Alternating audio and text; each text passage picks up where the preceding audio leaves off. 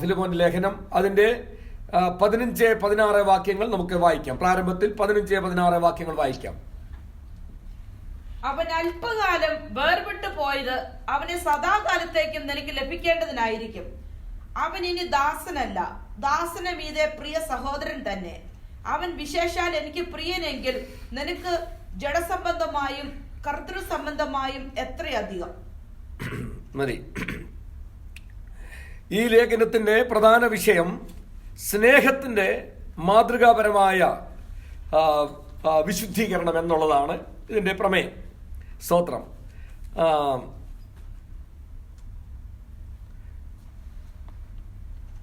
അപ്പോസ്തലനായ വിശുദ്ധ പൗലോസ് സുവിശേഷം സംബന്ധിച്ച് റോമിലെ കാരാഗൃഹത്തിൽ കിടന്നുകൊണ്ട് എഴുതിയ ലേഖനമാണ് ഫിലമോന്റെ ലേഖനം. 2 പ്രാവശ്യം അപ്പോസ്തലനായ വിശുദ്ധ പൗലോസ് റോമിലെ കാരാഗൃഹത്തിൽ കിടന്നിട്ടുണ്ട്. അതിനകത്ത് ആദ്യത്തെ പ്രാവശ്യം 1-ാം പ്രാവശ്യം കിടന്ന് ഏകദേശം 2 വർഷമാണ് കിടന്നത്. സ്തോത്രം. 1-ാം പ്രാവശ്യം താൻ വീട്ടു തടങ്കലിലായിരുന്നു. സ്തോത്രം.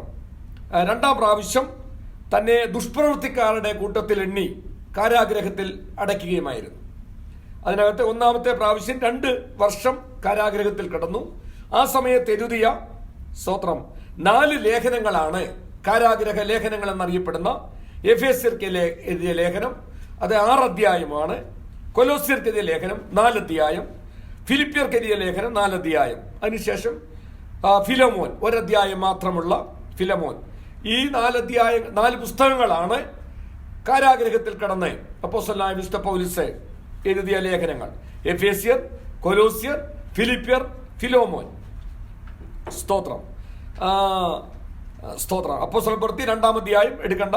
2-ാം അധ്യായത്തിന്റെ 29-30 വാക്യങ്ങൾ ഒക്കെ വായിക്കുമ്പോൾ 16, 29, 30 വാക്യങ്ങൾ വായിക്കുമ്പോൾ സ്തോത്രം താൻ റോമിൽ കാരാഗ്രഹത്തിലായിരുന്നുവെന്ന് നാം വായിക്കുന്നുണ്ട്. സ്തോത്രം. 66 പുസ്തകമുള്ള ബൈബിളിൽ 5 പുസ്തകം മാത്രമാണ് 1 അധ്യായമുള്ളത്. നാം അത് അല്പമായി ചിന്തിച്ചതാണ്. അതിനകത്ത് 4 അധ്യായം 4 പുസ്തകവും പുതിയ നിയമത്തിലാണ്, 1 പുസ്തകം പഴയ നിയമത്തിലും. ആ 1 പുസ്തകമാണ് കഴിഞ്ഞ ആഴ്ച നാം ചിന്തിച്ച ഒബദ്യാവിന്റെ പുസ്തകം. 21 വാക്യം മാത്രമുള്ള ഏദോമിനെ കുറിച്ചുള്ള ഒബദ്യാവിന്റെ പ്രവചനം. ബാക്കി 4 പുസ്തകങ്ങൾ 1 അധ്യായം മാത്രമുള്ള 4 പുസ്തകങ്ങളും പുതിയ നിയമത്തിലാണുള്ളത്. നാം കുറെ നാളുകൾക്ക് മുമ്പ് ചിന്തിച്ച യൂദയുടെ ലേഖനം 1 അധ്യായം മാത്രമാണ്. അതുപോലെ 2 യോഹന്നാൻ, 3 യോഹന്നാൻ, അത് 1 അധ്യായം മാത്രമാണ്. ഇപ്പോൾ നാം ചിന്തിക്കുന്ന ഫിലമോൻ എഴുതിയ ലേഖനം. സ്തോത്രം. ഇങ്ങനെ 4 അധ്യായങ്ങളാണ്, 4 പുസ്തകങ്ങളാണ് പുതിയ നിയമത്തിലുള്ളത്. സ്തോത്രം. ബൈബിളിലെ 57-ാമത്തെ പുസ്തകമാണ് ഈ ഫിലമോന്റെ ലേഖനം, പുതിയ നിയമത്തിലെ 18-ാമത്തെ പുസ്തകവും. സ്തോത്രം. ഫിലമോന്റെ ലേഖനത്തിലെ അല്പമായി നാം ചിന്തിക്കുമ്പോൾ അതിന്റെ പ്രാരംഭമായി അതിന്റെ 18-ാമത്തെ വാക്യം വായിക്കാം. 18-ാമത്തെ വാക്യം ദൈവമക്കൾ വളരെ ശ്രദ്ധയോടായിരിക്കണം. പ്രാരംഭത്തിൽ തന്നെ ഒരു തടസ്സമുണ്ടായി, എന്നാൽ ആ തടസ്സം മാറണം. സ്തോത്രം. അതിന്റെ 18-ാമത്തെ വാക്യം. അവൻ നിന്നോട് വല്ലതും അന്യായം ചെയ്തിട്ടോ കടപ്പെട്ടിട്ടോ ഉണ്ടെങ്കിൽ അത് എന്റെ പേരിൽ കണക്കിട്ട് കൊള്ളുക. സ്തോത്രം. അപ്പം ഈ ലേഖകൻ അപ്പോസ്തലനായ വിശുദ്ധ പൗലോസ് തന്നെ പറയുന്ന കാര്യമാണ്, അവൻ നിന്നോട് വല്ലതും അന്യായമായി ചെയ്തിട്ടോ കടപ്പെട്ടിട്ടോ ഉണ്ടെങ്കിൽ അത് എന്റെ പേരിൽ കണക്കിട്ട് കൊള്ളുക. ലേഖനകർത്താവ് എഴുതിയിരിക്കുന്ന അപ്പോസ്തലനായ വിശുദ്ധ പൗലോസ് എഴുതിയിരിക്കുന്ന കാര്യമാണ്. ഒരിക്കൽ ക്രിസ്തുവിന്റെ മാർഗത്തിന് ഒരു ഉപദ്രവിയായിരുന്ന ഈ പൗലോസാണ് ഇപ്പോൾ ഇത് പറയുന്നത്. ഇപ്പോൾ താൻ വളരെ അത് അനുകൂലമായി ഏറ്റവും അനുഗ്രഹിക്കപ്പെട്ട ഒരു വ്യക്തിയായി തീർന്നു എന്ന് നമുക്ക് മനസ്സിലാക്കാൻ കഴിയും. ഒരിക്കൽ കർത്താവ് പൗലോസ് തന്നെ പറയുന്നുണ്ട്, ഞാൻ കൊലപാതകനായിരുന്നെന്ന്. എന്നാൽ ഇന്ന് താൻ മുഖാന്തരം 1000-കണക്കിന് ജീവിതങ്ങൾ നിത്യത്തിലേക്ക് ഒരുക്കപ്പെടുന്നു എന്നുള്ളത് ദൈവവചനത്തിന്റെ പ്രത്യേകതയാണ്. ഒരിക്കൽ പൗലോസ് തന്നെ പറയുന്നത്, ഞാൻ ദൂഷകനായിരുന്നുവെന്ന്. ഇന്ന് താൻ പ്രശംസ വിഷയമായി തീർന്നിരിക്കുന്നു. സ്തോത്രം. അതുപോലെ ക്രൂരനായിരുന്നെന്നായിരിക്കുന്നത്, എന്നാൽ കൃപാലുവായി തീർന്നവൻ, ചെന്നായെ പോലെ ഇരുന്നവൻ ആട്ടിൻകുട്ടി പോലെ ആയി. സ്തോത്രം. ഒരുവൻ ദൈവത്തിന്റെ കരങ്ങളിൽ ഏൽപ്പിച്ചാൽ എത്ര ഉണങ്ങിയ വടിയാണെങ്കിലും അത് ശക്തമായി അത് പ്രയോജനപ്പെടുമെന്ന് ഇതിൽ കൂടെ നമുക്ക് മനസ്സിലാക്കാൻ പറ്റും. ഫിലമോൻ എന്ന വാക്കിന്റെ അർത്ഥം സ്നേഹമുള്ളവൻ. ഫിലമോൻ എന്ന വാക്കിന്റെ അർത്ഥം സ്നേഹമുള്ളവൻ എന്നാണ്. സ്തോത്രം.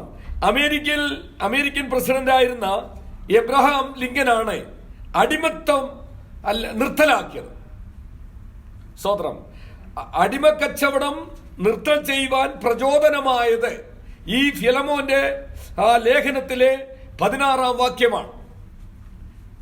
അമേരിക്കൻ പ്രസിഡന്റായിരുന്ന സ്തോത്രം എബ്രഹാം ലിങ്കൻ ഈ അടിമത്തം നിർത്തലാക്കുവാൻ തന്നെ പ്രേരിപ്പിച്ചത് ഈ ഫിലമോന്റെ ലേഖനമാണ്. അതിനകത്തെ 16-ാമത്തെ വാക്യമാണ്. 16-ാമത്തെ വാക്യം നിങ്ങൾ നോക്കിയേ.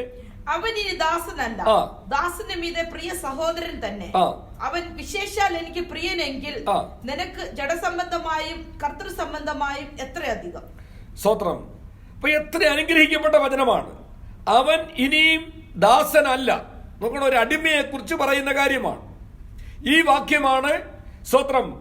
എബ്രഹാം ലിങ്കനെ ചലിപ്പിക്കുവാനിടയായത് ആ നിയമം കൊണ്ടുവന്ന് നിയമത്തിലൂടെ അടിമത്വം ലോകത്തിൽ നിന്ന് മാറ്റപ്പെടുവാൻ ഇടയായത്. അപ്പൊ ദൈവവചനം ഇവിടെയൊക്കെ നമ്മൾ ഓർക്കണം, ഒരധ്യായമേ എഴുതിയുള്ളെങ്കിലും 25 വാക്യമേ ഉള്ളൂ എങ്കിലും ദൈവത്തിന്റെ വചനം ചൈതന്യമുള്ളതാ, ജീവനുള്ളതാ.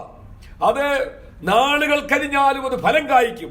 ഇതിനെക്കുറിച്ച് പത്രോസ് പറയുന്നത് കെടുന്ന ബീജത്താലല്ല, കെടാത്തതിലും ഉൾനട്ടതുമായ ദൈവത്തിന്റെ വചനത്താലത്രേ നാം വീണ്ടും ജനിച്ചിരിക്കുന്നത്.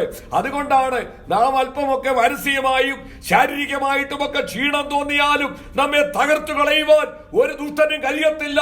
നാം ജീവന് ചൈതന്യമുള്ള വചനത്താലാണ് നാം വീണ്ടും ജനിച്ചിരിക്കുന്നത്.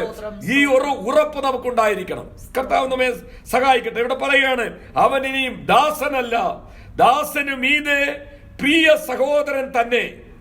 അവൻ വിശേഷാൽ എനിക്ക് പ്രിയനെങ്കിൽ നിനക്ക് ജഡസംബന്ധമായും കർത്തൃസംബന്ധമായും എത്രയധികം. സ്തോത്രം.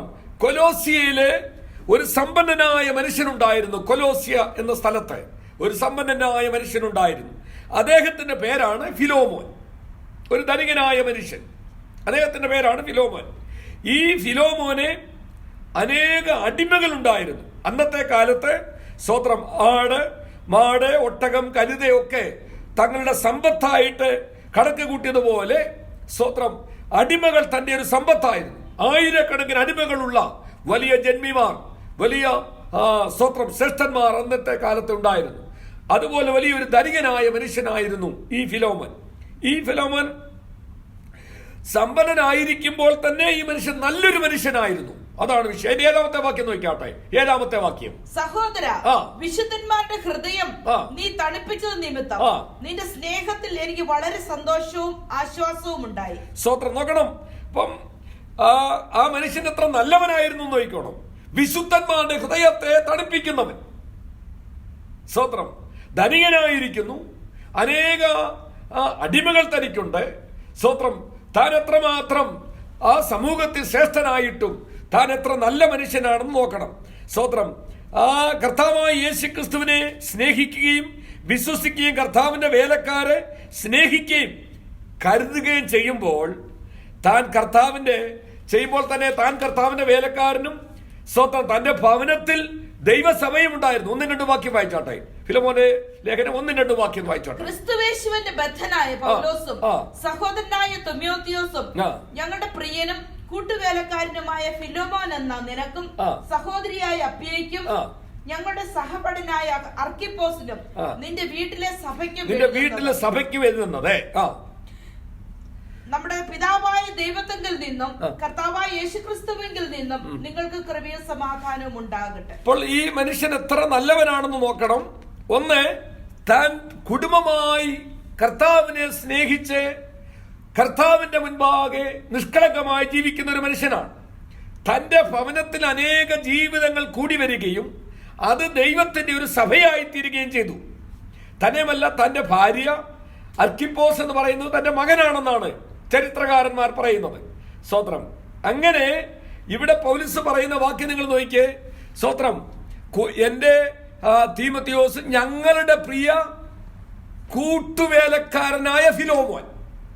ഇപ്പൊ പൗലോസിന്റെ കൂട്ടുവേലക്കാരനായ ആദ്യമായി ലെറ്റർ എഴുതുകയാണ്. എന്നാൽ തന്റെ കൂട്ടുവേലക്കാരനായ ഫിലോമോൻ എന്ന നിനക്കും. അപ്പോൾ ആ ആത്മീയ ബന്ധം ദൈവമക്കൾ മനസ്സിലാക്കണം. എന്നിട്ട് നിനക്കും സഹോദരിയായ അപ്പിയയ്ക്കും ഞങ്ങളുടെ സഹവടനായ അർക്കിപ്പോസിനും നിന്റെ വീട്ടിലെ സഭയ്ക്കും എഴുതുന്നത്. അപ്പോൾ ആ വിലപ്പെട്ട വ്യക്തിയുടെ മൊത്തത്തിലുള്ള ആ അന്തരീക്ഷ ദൈവമക്കൾ നോക്കണം. അതുകൊണ്ടാണ് ഞാൻ പറഞ്ഞ ഒരു നല്ല മനുഷ്യനായിരുന്നു. സ്തോത്രം. ദൈവവേദനയെ നമ്മുടെ ജീവിത ശൈലി ദൈവം നോക്കുന്നു. നമ്മളാൽ ആവോളം ഒരു നല്ല ഹൃദയം നമുക്കുണ്ട്, ഒരു നല്ല ജീവിതം ദൈവം മുൻപാകെ. അബ്രഹാമിനോട് ഉൽപ്പത്തി 17 പറയുന്നു, കർത്താവ് പറയുന്നു, അബ്രഹാമേ, ഞാൻ സർവശക്തിയുള്ള ദൈവമാകുന്നു, നീ എൻ്റെ മുൻപാകെ നിഷ്കളങ്കനായി നടക്കാം. അപ്പം നമുക്കൊരു നിഷ്കളങ്കനായി നടക്കാൻ ഒരു നല്ല മനസ്സുണ്ടെങ്കിൽ, നമ്മെ ഒരുവൻ ദൈവത്തെ അറിയുന്നുവെങ്കിൽ അവനെ ദൈവം അറിഞ്ഞിരിക്കുന്നു. നമ്മൾ പറയണം. അപ്പൊ ഈ ഭൂമിയിൽ ഏതെങ്കിലും ഒരു മൂലയ്ക്ക്, ഏതെങ്കിലും ഒരു കാട്ടിൽ, അല്ലെങ്കിൽ വലിയ പരിഷ്കാരമൊന്നുമില്ലെങ്കിലും നീ അവിടെ ഇരുന്നു കൊണ്ട് ദൈവത്തെ അറിയുന്നെങ്കിൽ ദൈവം നിന്നെ അറിഞ്ഞിരിക്കുന്നു. അതൊരു പ്രത്യേകതയാണ്. സ്തോത്രം. അത് ഞാൻ പറയുമ്പോൾ ഇത് AD 60 ജീവിച്ചിരുന്ന ഫിലോമോന്റെ കുടുംബത്തെ കുറിച്ചാണ് എഴുതിയിരിക്കുന്നത്. AD 60. ഇപ്പോൾ നമ്മൾ ഇത് ചിന്തിക്കുമ്പോൾ 2021 ആകാൻ ഇനിയും ഏതാണ്ട് 10-20 ദിവസൂടെ ഉള്ളൂ. സ്തോത്രം. ഇപ്പൊ 2021 ആകാൻ പോവുകയാണ്. AD 60 കർത്താവിന് വേണ്ടി ജീവിച്ച ഒരു കുടുംബം. സ്തോത്രം. ഒരു പിതാവ്, മാതാവ്, ഒരു മകൻ, അവന്റെ വീട് ദൈവനാമത്തിനു വേണ്ടി തുറന്നു കൊടുത്തത്, അവന്റെ സമ്പാദ്യം അവൻ വലുതായി കാണാതെ. സ്തോത്രം. ഇത് വളരെ പ്രധാനപ്പെട്ടത്. നോക്കണം, അങ്ങനെയുള്ള ഒരു വ്യക്തിക്ക് വേണ്ടി പൗലോസ് ഒരു കത്തെഴുതുകയാണ്. തന്റെ വീട്ടിൽ നിന്ന് ഓടിപ്പോയ അടിമയെ സ്വീകരിക്കാനായിട്ട് പൗലോസ് എഴുതുന്ന ഒരു കത്താണിത്. പേഴ്സണലായിട്ട് എഴുതുന്നൊരു കത്ത്, വ്യക്തിപരമായ സ്വകാര്യമായ ഒരു കത്താണിത്. എഫേസ്യ ലേഖനം, സ്തോത്രം, കൊലോസ്യ ലേഖനം, ഇതൊക്കെ നമ്മൾ വായിച്ച ഈ പറയപ്പെട്ട കാരാഗ്രഹ ലേഖനം എന്ന് പറഞ്ഞത് ബാക്കിയെല്ലാം സഭയ്ക്കെതിയതാ. എഫേസ്യ ലേഖനവും കൊലോസ്യ ലേഖനവും ഫിലിപ്പിയ ലേഖനവും ദൈവ സഭയ്ക്കെതിയതാ. എന്നാൽ ഫിലോമോൻ എഴുതിയ ലേഖനം ഒരു വ്യക്തിക്കെതിയതാണ്. ദൈവത്തിനൊന്ന് പ്രസാദം തോന്നി. ചുരുക്കം പറഞ്ഞാൽ, എന്റെ ഭാഷയെ പറഞ്ഞാൽ, കർത്താവ് ആ ലെറ്റർ പൊട്ടിച്ചു. സർവശക്തനായ ദൈവം ആ കത്തൊന്ന് പൊട്ടിച്ചു നോക്കി. ഒരടിമയായിരിക്കുന്ന ഒനേസിമോസിന് വേണ്ടി പൗലോസ് ധനികനായ ഫിലോമോൻ എഴുതിയ കത്ത് കർത്താവ് പൊട്ടിച്ചു നോക്കിയപ്പോൾ, കർത്താവ് അതിലേക്ക് ഉറ്റുനോക്കിയപ്പോൾ ദൈവം ഒരു തീരുമാനമെടുത്തു. സ്വർഗത്തിലേക്ക് സ്ഥിരമായിരിക്കുന്ന എന്റെ വചനത്തിൽ ഈ ഒരു പുസ്തകം ഒരധ്യായമേ ഉള്ളൂവെങ്കിലും 25 വാക്യമേ ഉള്ളൂവെങ്കിലും ഇതും അത് ചേർന്നിരിക്കട്ടെ എന്ന് പറഞ്ഞാൽ, എന്നുവരെ ഭൂമിയിൽ തലമുറയുണ്ടോ അന്നുവരെ സർവ്വ തലമുറയും അറിയണം. ഫിലോമോൻ എന്ന് പറയുന്നതായ ഒരു അനുഗ്രഹിക്കപ്പെട്ട വ്യക്തി യേശു ക്രിസ്തുവിനെ സ്നേഹിച്ചെന്ന്. അതൊക്കെ ഒരു പ്രത്യേകതയല്ലേ? കർത്താവ് പറഞ്ഞു, എന്നെ സ്നേഹിക്കാത്തവന്റെ പേര് മണ്ണിൽ എഴുതി വയ്ക്കുമെന്ന്. എന്നെ സ്നേഹിക്കുന്നവന്റെ പേര് ഒരിക്കലും നശിച്ചു പോകുന്നില്ല. നോക്കിയേ, 2021 ആകുന്നു, എന്നിട്ടും എന്ത് ചെയ്തില്ല? നശിച്ചു പോയില്ല. സ്തോത്രം, സ്തോത്രം. അന്നേ ഇത് പറയുമ്പോൾ അനേക കുടുംബങ്ങൾ അതിന് ചുറ്റുപാടുമുണ്ട്, ലോകത്തിലെല്ലാം ഉണ്ട്. എന്നാൽ ആ കുടുംബങ്ങളെ കുറിച്ചൊന്നുമല്ല എഴുതിയിരിക്കുന്നത്. എന്നെ കേൾക്കുന്ന ദൈവവേദലേ, ദൈവത്തെ മാനിക്കുന്നവന്റെ തലമുറകൾ ഓർക്കുന്ന ഒരു ദൈവമുണ്ട്. സ്തോത്രം, സ്തോത്രം. ഇപ്പൊ കർത്താവിന് വേണ്ടി ശുഷ്കാന്തി കാണിക്കുന്ന, സ്തോത്രം, പൗലോസുമായിട്ടുള്ള ബന്ധം, കർത്താവിന്റെ നാമത്തിനു വേണ്ടി ഉത്സാഹം കാണിക്കുന്ന, എരിവ് കാണിക്കുന്ന, ശുഷ്കാന്തി കാണിക്കുന്ന പൗലോസുമായിട്ടുള്ള ഈ ഫിലോമോന്റെ ബന്ധം അവനെ അധികം മാന്യതയുള്ളവരാക്കി തീർത്തു. എന്നെ കേൾക്കുന്ന ദൈവവൈതലെ, സാമ്പത്തികമായ ഞെരുക്കമോ ബുദ്ധിമുട്ടോ കാര്യങ്ങളൊക്കെ ഉണ്ടെങ്കിലും ദൈവത്തെ സ്നേഹിക്കുന്നവരുമായിട്ടുള്ള ബന്ധം നീ അരക്കിട്ട് ഉറപ്പിക്കണം. ചെറിയ വിഷയങ്ങൾ, പ്രയാസങ്ങളൊക്കെ മനുഷ്യരാകുമ്പോൾ ഉണ്ടെങ്കിലും നീ അങ്ങനെയുള്ളവനെ, ദൈവത്തെ സ്നേഹിക്കുന്നവനെ വിട്ടുപിരിയരുത്. സ്വത്രം. അതാണ് ലോത്ത് പിടിച്ചുപറിക്കാരനല്ല, മോഷ്ടാവല്ല, വ്യഭിചാരിയല്ല. എന്നാൽ അവന്റെ ജീവിതം വലഞ്ഞുപോയി. എന്താ കാര്യം? ദൈവത്തെ സ്നേഹിക്കുന്ന ദൈവത്തിന്റെ സ്നേഹിതനായ അബ്രഹാമിനെ ലോത്ത് വിട്ടുപിരിഞ്ഞു. സ്വത്രം. അതുകൊണ്ട് എന്തെങ്കിലും ചെറിയ ചെറിയ വിഷയങ്ങളോ പ്രയാസങ്ങളോ ഒക്കെ ഉണ്ടെങ്കിലും നിന്റെ ദേശത്താകട്ടെ, നീ ആയിരിക്കുന്ന ദേശത്താകട്ടെ, എവിടെയാകട്ടെ, ദൈവത്തെ സ്നേഹിക്കുന്നവരുമായിട്ടുള്ള ബന്ധം അത് ദൈവത്തിന് പ്രസാദമാണ്. അത് നിന്റെ തലയെ ഉയർത്തും. അത് നിന്റെ പ്രശ്നത്തിന്റെ ഭവനത്തിന്റെ പ്രശ്നത്തെ നീക്കിക്കളയും. നിന്റെ വിഷയങ്ങളുമേൽ അതിന്മേൽ മറുപടി വരും. സ്തോത്രം. രണ്ടാമതായിട്ട് സ്തോത്രം, സ്തോത്രം, പണമോ സ്വാധീനമോ സമ്പത്തോ കുടുംബമോ സ്വന്തം നല്ല ഭവനമോ സാഹചര്യങ്ങൾ ഇതൊന്നും തടസ്സമല്ല കർത്താവിനെ സ്നേഹിക്കുവാൻ. അത് ഒരിക്കൽ കൂടെ ഈ ഫിലോമോൻ വെളിപ്പെടുത്തുകയാണ്. അബ്രഹാം പഴയ നിയമത്തിൽ അത് വെളിപ്പെടുത്തി. പണമുള്ളതോ സ്വാധീനമുള്ളതോ അനേക ദാസിദാസന്മാരുള്ളതോ ദൈവത്തെ സ്നേഹിക്കാൻ തടസ്സമല്ലെന്ന് വെളിപ്പെടുത്തിയെങ്കിൽ പുതിയ നിയമത്തിൽ ഒരു ഫിലോമോൻ അത് വെളിപ്പെടുത്തുകയാണ്. യേശുക്രിസ്തുവിനെ സ്നേഹിക്കുവാൻ ഇതൊന്നും നിനക്ക് തടസ്സമല്ല. ഇന്ന് രാത്രി കണ്ണുകളെ അടച്ചൊരു നിമിഷം കരമുയർത്തി പറ, കർത്താവേ, എനിക്ക് തന്ന നന്മ, എനിക്ക് തന്ന സർവ്വതും, എനിക്ക് തന്ന ആ കഴിവും പ്രാപ്തിയും ബുദ്ധിയും സ്വാധീനവും ഭവനവും ജോലിയും എല്ലാം സ്വത്രം, അതൊന്നും ഒരു തടസ്സമാകരുത്. യേശുവിനോട് പറ്റിയിരിക്കുവാൻ, യേശുവിനെ സ്നേഹിക്കുവാൻ എന്നെ അങ്ങയോട് അടുപ്പിക്കണമേ. സ്വത്രം, സ്വത്രം. ഫിലോമോന്റെ അടിമയായിരുന്ന അനേക അടിമകളുണ്ട്.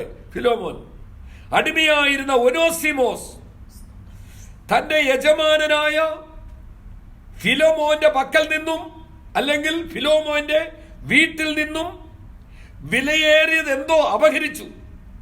മോഷ്ടിച്ചുകൊണ്ട് താൻ അവിടെ നിന്ന് ഓടിപ്പോയി. ഈ അടിമയായിരിക്കുന്ന ഒനോസിമോസ് റോമിലേക്ക് ഓടിപ്പോയി. സ്തോത്രം. ആ റോമിലേക്ക് ഓടിപ്പോയ, ഒന്നുകൂടെ പറയാം, ധനികനായ, സ്തോത്രം, ഈ ഫിലോമോൻ അനേക അടിമകളായി ദാസന്മാരുണ്ട്. അതിനകത്തെ ഒരു അടിമയായിരുന്ന ദാസനാണ് ഒനോസിമോസ്. സ്തോത്രം. ആ ഒനോസിമോസ് ഒരിക്കൽ തന്റെ ഭവനത്തിൽ നിന്നും വിലപ്പെട്ടത് എന്തോ മോഷ്ടിച്ചുകൊണ്ട് അവിടെ നിന്നും വളരെ ദൂരം, ഏതാണ്ട് സ്തോത്രം, ഈ സംഭവം നടക്കുന്നത് കൊലോസിലാണ്. എന്നാൽ അവൻ ഏതാണ്ട് 1500 കിലോമീറ്റർ ദൂരമുള്ള റോമിലേക്ക്, ചിലപ്പോൾ അവന്റെ സ്വദേശം എവിടെയായിരിക്കും, അവിടേക്ക് ഓടിപ്പോയി. സ്തോത്രം. അങ്ങനെ ഓടിപ്പോയി പോയ ഈ ഒനോസിമോസ്, സ്തോത്രം, ആ സമയത്ത് പൗലുസ്, കർത്താവിന്റെ വിലയേറിയ ദാസനായ പൗലുസ് സുവിശേഷം സംബന്ധിച്ച്, സ്തോത്രം, റോമിൽ തടവിൽ കഴിയുകയാണ്. റോമിൽ തടവിൽ കഴിയുകയാണ്. സ്തോത്രം.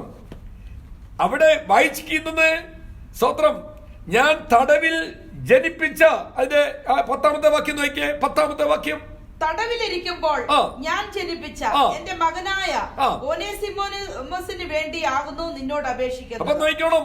അപ്പം ഞാൻ ചിലപ്പോൾ ഏതെങ്കിലും കാരണവശാൽ എങ്ങനെ ഇദ്ദേഹം തടവിൽ ചെന്നു, ഒനോസിമോസ് എങ്ങനെ പൗലുസിനെ കണ്ടുമുട്ടി എന്ന് വായിക്കുന്നില്ല. പക്ഷെ തടവിൽ വെച്ചിട്ടാണ് പൗലുസ് അവനെ സുവിശേഷം പറഞ്ഞു ജനിപ്പിക്കുന്നത്. ഒന്നുകൂടി ഞാൻ പറയട്ടെ, ധനികനായ ഒനോസിമോസ് കൊലോസിലെ ഒരു ധനികനാണ്. ആ കൊലോസ് പട്ടണത്തിൽ ഫിലോമോൻ കൊലോസിയ പട്ടണത്തിലെ ഒരു ധനികനാണ്. തനിക്ക് അനേക അടിമകളുണ്ട്. തന്റെ ഒരു അടിമയായ ഒനോസിമോസ് ആ ഭവനത്തിൽ നിന്നും തന്റെ നന്മയിൽ നിന്നും ഒരു വിലപ്പെട്ടത് മോഷ്ടിച്ച് താൻ അവിടെ നിന്ന് ഓടിപ്പോയി. അങ്ങനെ റോമിൽ ചെന്നു.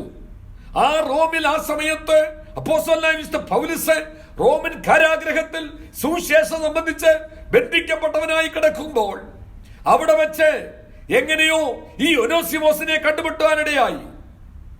ആ പൗലോസ് അപ്പോസ്തലൻ ഒനേസിമോസിനോട് കർത്താവിനെ കുറിച്ച് പറഞ്ഞു. അങ്ങനെ തനിക്ക് യേശുക്രിസ്തു രക്ഷിതാവായി സ്വീകരിച്ച് ആ രക്ഷാനിർണയം പ്രാപിച്ചു. അതാണ് ഇപ്പൊ വായിച്ചത്. ഞാൻ തടവിൽ വെച്ച് ജനിപ്പിച്ച എന്റെ മകനായ ഒനേസിമോസിന് വേണ്ടി നിന്നോട് യാചിക്കുകയാണ്. സ്തോത്രം, സ്തോത്രം. യേശുക്രിസ്തുവിനെ രക്ഷിതാവായി സ്വീകരിച്ച ഒനേസിമോസ് പൂർണ്ണ സമർപ്പണത്തിൽ, സ്തോത്രം, അവന്റെ പൂർണ്ണ സമർപ്പണത്തിൽ പൗലോസ് സന്തോഷിച്ചു. ഒനേസിമോസിന്റെ യജമാനനായ ഫിലോമോനോട് നിന്റെ അടിമയും നിനക്ക് നഷ്ടം വരുത്തിയും നിന്നെ വിട്ടോടിപ്പോയതുമായ ഒനേസിമോസിനെ ദാസനായിട്ടല്ല പ്രിയ സഹോദരനായിട്ട് നീ കൈക്കൊള്ളണം. ഇതാണ് കത്തിന്റെ ഉള്ളടക്കം. സ്തോത്രം. 16-ാം വാക്യം നോക്കി. 16-ാം വാക്യം. അവൻ ഇനി ദാസനല്ല, ദാസന് മീതെ പ്രിയ സഹോദരൻ തന്നെ. അവൻ വിശേഷാൽ എനിക്ക് പ്രിയനെങ്കിൽ നിനക്ക് ജഡസംബന്ധമായും കർത്തൃ സംബന്ധമായും എത്രയധികം. നോക്കണം, ഈ രക്ഷിക്കപ്പെട്ട് അവന്റെ രക്ഷ പൂർണ്ണമായിരുന്നു. അതൊക്കെ ഇതിനകത്ത് നന്നായിട്ട് രേഖപ്പെടുത്തിയിട്ടുണ്ട്. അവൻ വിശ്വസ്തനായിരുന്നു ഒനേസിമോസ്.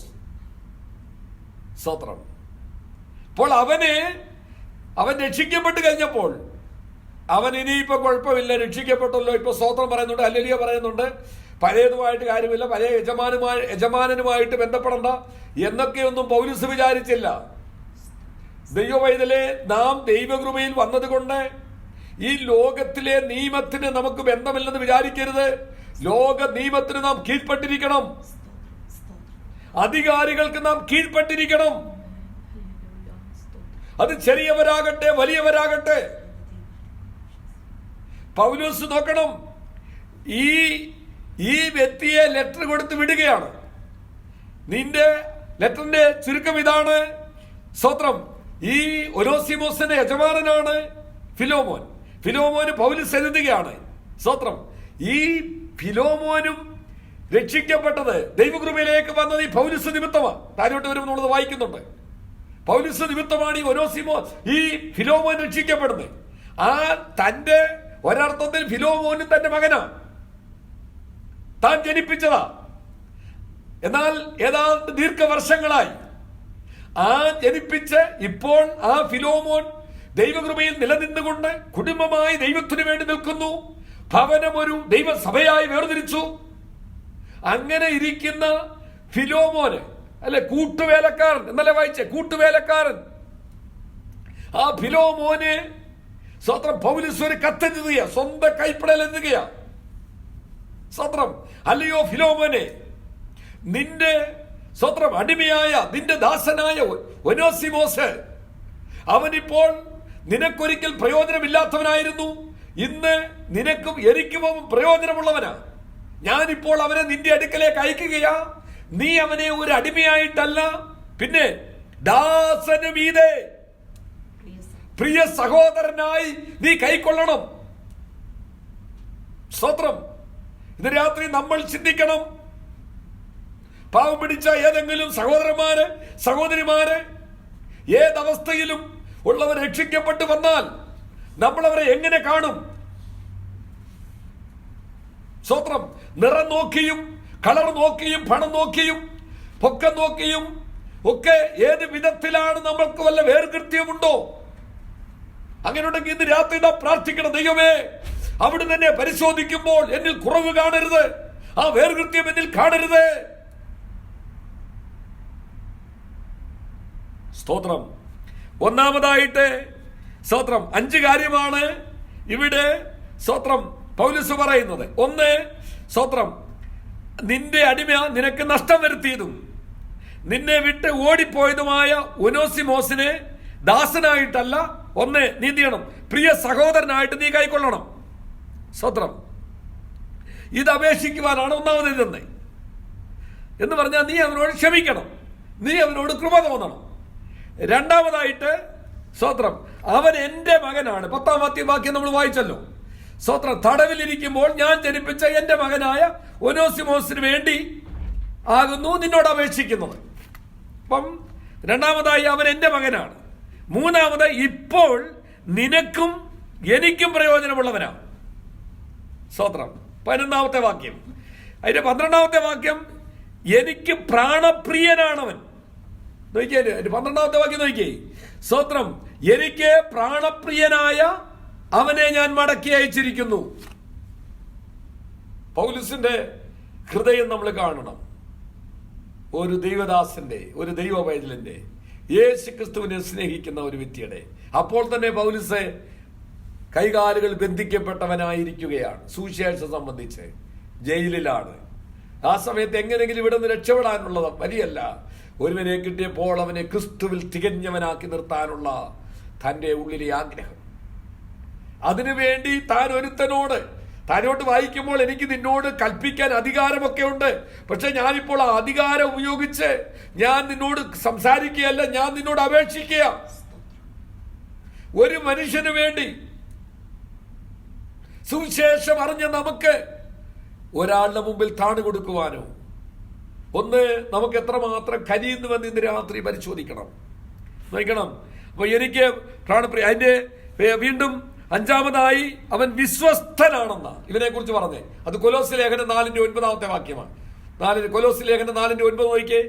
അവനെ കുറിച്ച് പൗലോസ് പറഞ്ഞിരിക്കുന്നത് ഈ ഒനോസിമോസ് വിശ്വസ്തനാണ്. വായിച്ചേ 4:9. ഞാൻ അവനെ നിങ്ങളിൽ ഒരുത്തനായ ഒനേസിമോസ് എന്ന വിശ്വസ്തനും പ്രിയനുമായ സഹോദരനോട്. ഒനോസിമോസ് എന്ന വിശ്വസ്തനും പ്രിയനുമായവൻ, അവൻ വിശ്വസ്തനാണെന്ന് സാക്ഷീകരിക്കുകയാണ്. ആരോടാ സാക്ഷീകരിക്കുന്നത്? മോഷ്ടിച്ചു കൊണ്ട് അവിടുന്ന് എന്തോ മോഷ്ടിച്ചു വന്ന യജമാനനോട് പറയുകയാണ് അവൻ വിശ്വസ്തനാണെന്ന്. അവൻ പഴയ ആളല്ലെന്ന്, അവൻ പുതിയ സൃഷ്ടിയായെന്ന്. സ്തോത്രം. നോക്കണോ, പ്രാഗൽഭ്യം നോക്കണം. അവനെന്തെങ്കിലും കടപ്പെട്ടെങ്കിൽ എന്റെ പേര് കണക്കിട്ടു. അവനിപ്പം വീട്ടാൻ നിർവാഹമില്ലാത്തവനാ. എന്റെ പേര് കണക്കിട്ടു. ഞാൻ സ്വന്തം കൈപ്പടയാൽ എഴുതുന്നു, ഞാനിത് തന്നു തീർത്തുകൊള്ളാം. ഒരു വ്യക്തിക്ക് വേണ്ടി, ഒരു ദാസന് വേണ്ടി, ഒരടിമയ്ക്ക് വേണ്ടി. നമുക്കറിയാം ദൈവമക്കളെ, പൗലോസ് അപ്പോസ്തലൻ പറയുന്നുണ്ട്, ക്രിസ്തുവിന്റെ ചൂടടയാളം എന്റെ ശരീരത്തിൽ ഇരിക്കുന്നു. സ്തോത്രം. അല്പം പ്രായമായവർക്കൊക്കെ അറിയാം, നാട്ടിലൊക്കെ സ്തോത്രം കാളവണ്ടിയുണ്ട്. കാളന്മാരെ കൊണ്ടെടുക്കുമ്പോൾ അവരുടെ സ്തോത്രം മിക്കവാറും ഒക്കെ കാളന്മാരെ ഒരു ഇരുമ്പ് കൊണ്ടൊരു ചക്രം ഉണ്ടാക്കി അതിന്റെ തുടയ്ക്ക് ആ ചക്രം വെച്ച് സീലടിക്കും. അപ്പൊ ആ സീലടിക്കുന്ന യജമാനന്റെ സീലാണത്. അതിനെ കണ്ടുകൊണ്ടാണ് ആ യജമാനന് വേണ്ടി ആ കാള അടിമയായിരിക്കുന്നു. ഇത് കണ്ടിട്ടാണ് പൗലോസ് പറയുന്നത്, ക്രിസ്തുവിന്റെ ചൂടടയാളം, ഞാൻ ക്രിസ്തുവിന്റെ അടിമയായി, ക്രിസ്തുവിന്റെ ദാസനായി, അവന്റെ സീല്, അവന്റെ ചൂടടയാളം എന്നിൽ ഇരിക്കുന്നു. നമുക്കറിയാം ആ സീല് അത് പരിപ്പിച്ച് തീക്കകത്ത് വെച്ച് പരിപ്പിച്ച് ഇങ്ങനെ കുത്തുമ്പോൾ അത് പരുത്തിട്ടാണ് പണ്ട് വസൂരിക്ക് കുത്തിവെപ്പെടുക്കുമ്പോൾ അവിടെ അത്രയും വട്ടത്തിൽ പരുത്ത് കരിയുന്നത് പോലെ സ്തോത്രം ഈ സീലടിച്ചത് അത് പരുത്ത് കരിഞ്ഞതൊരിക്കലും പിന്നെ ശരീരത്തിൽ നിന്ന് പോകത്തില്ല. അങ്ങനെയാണ്.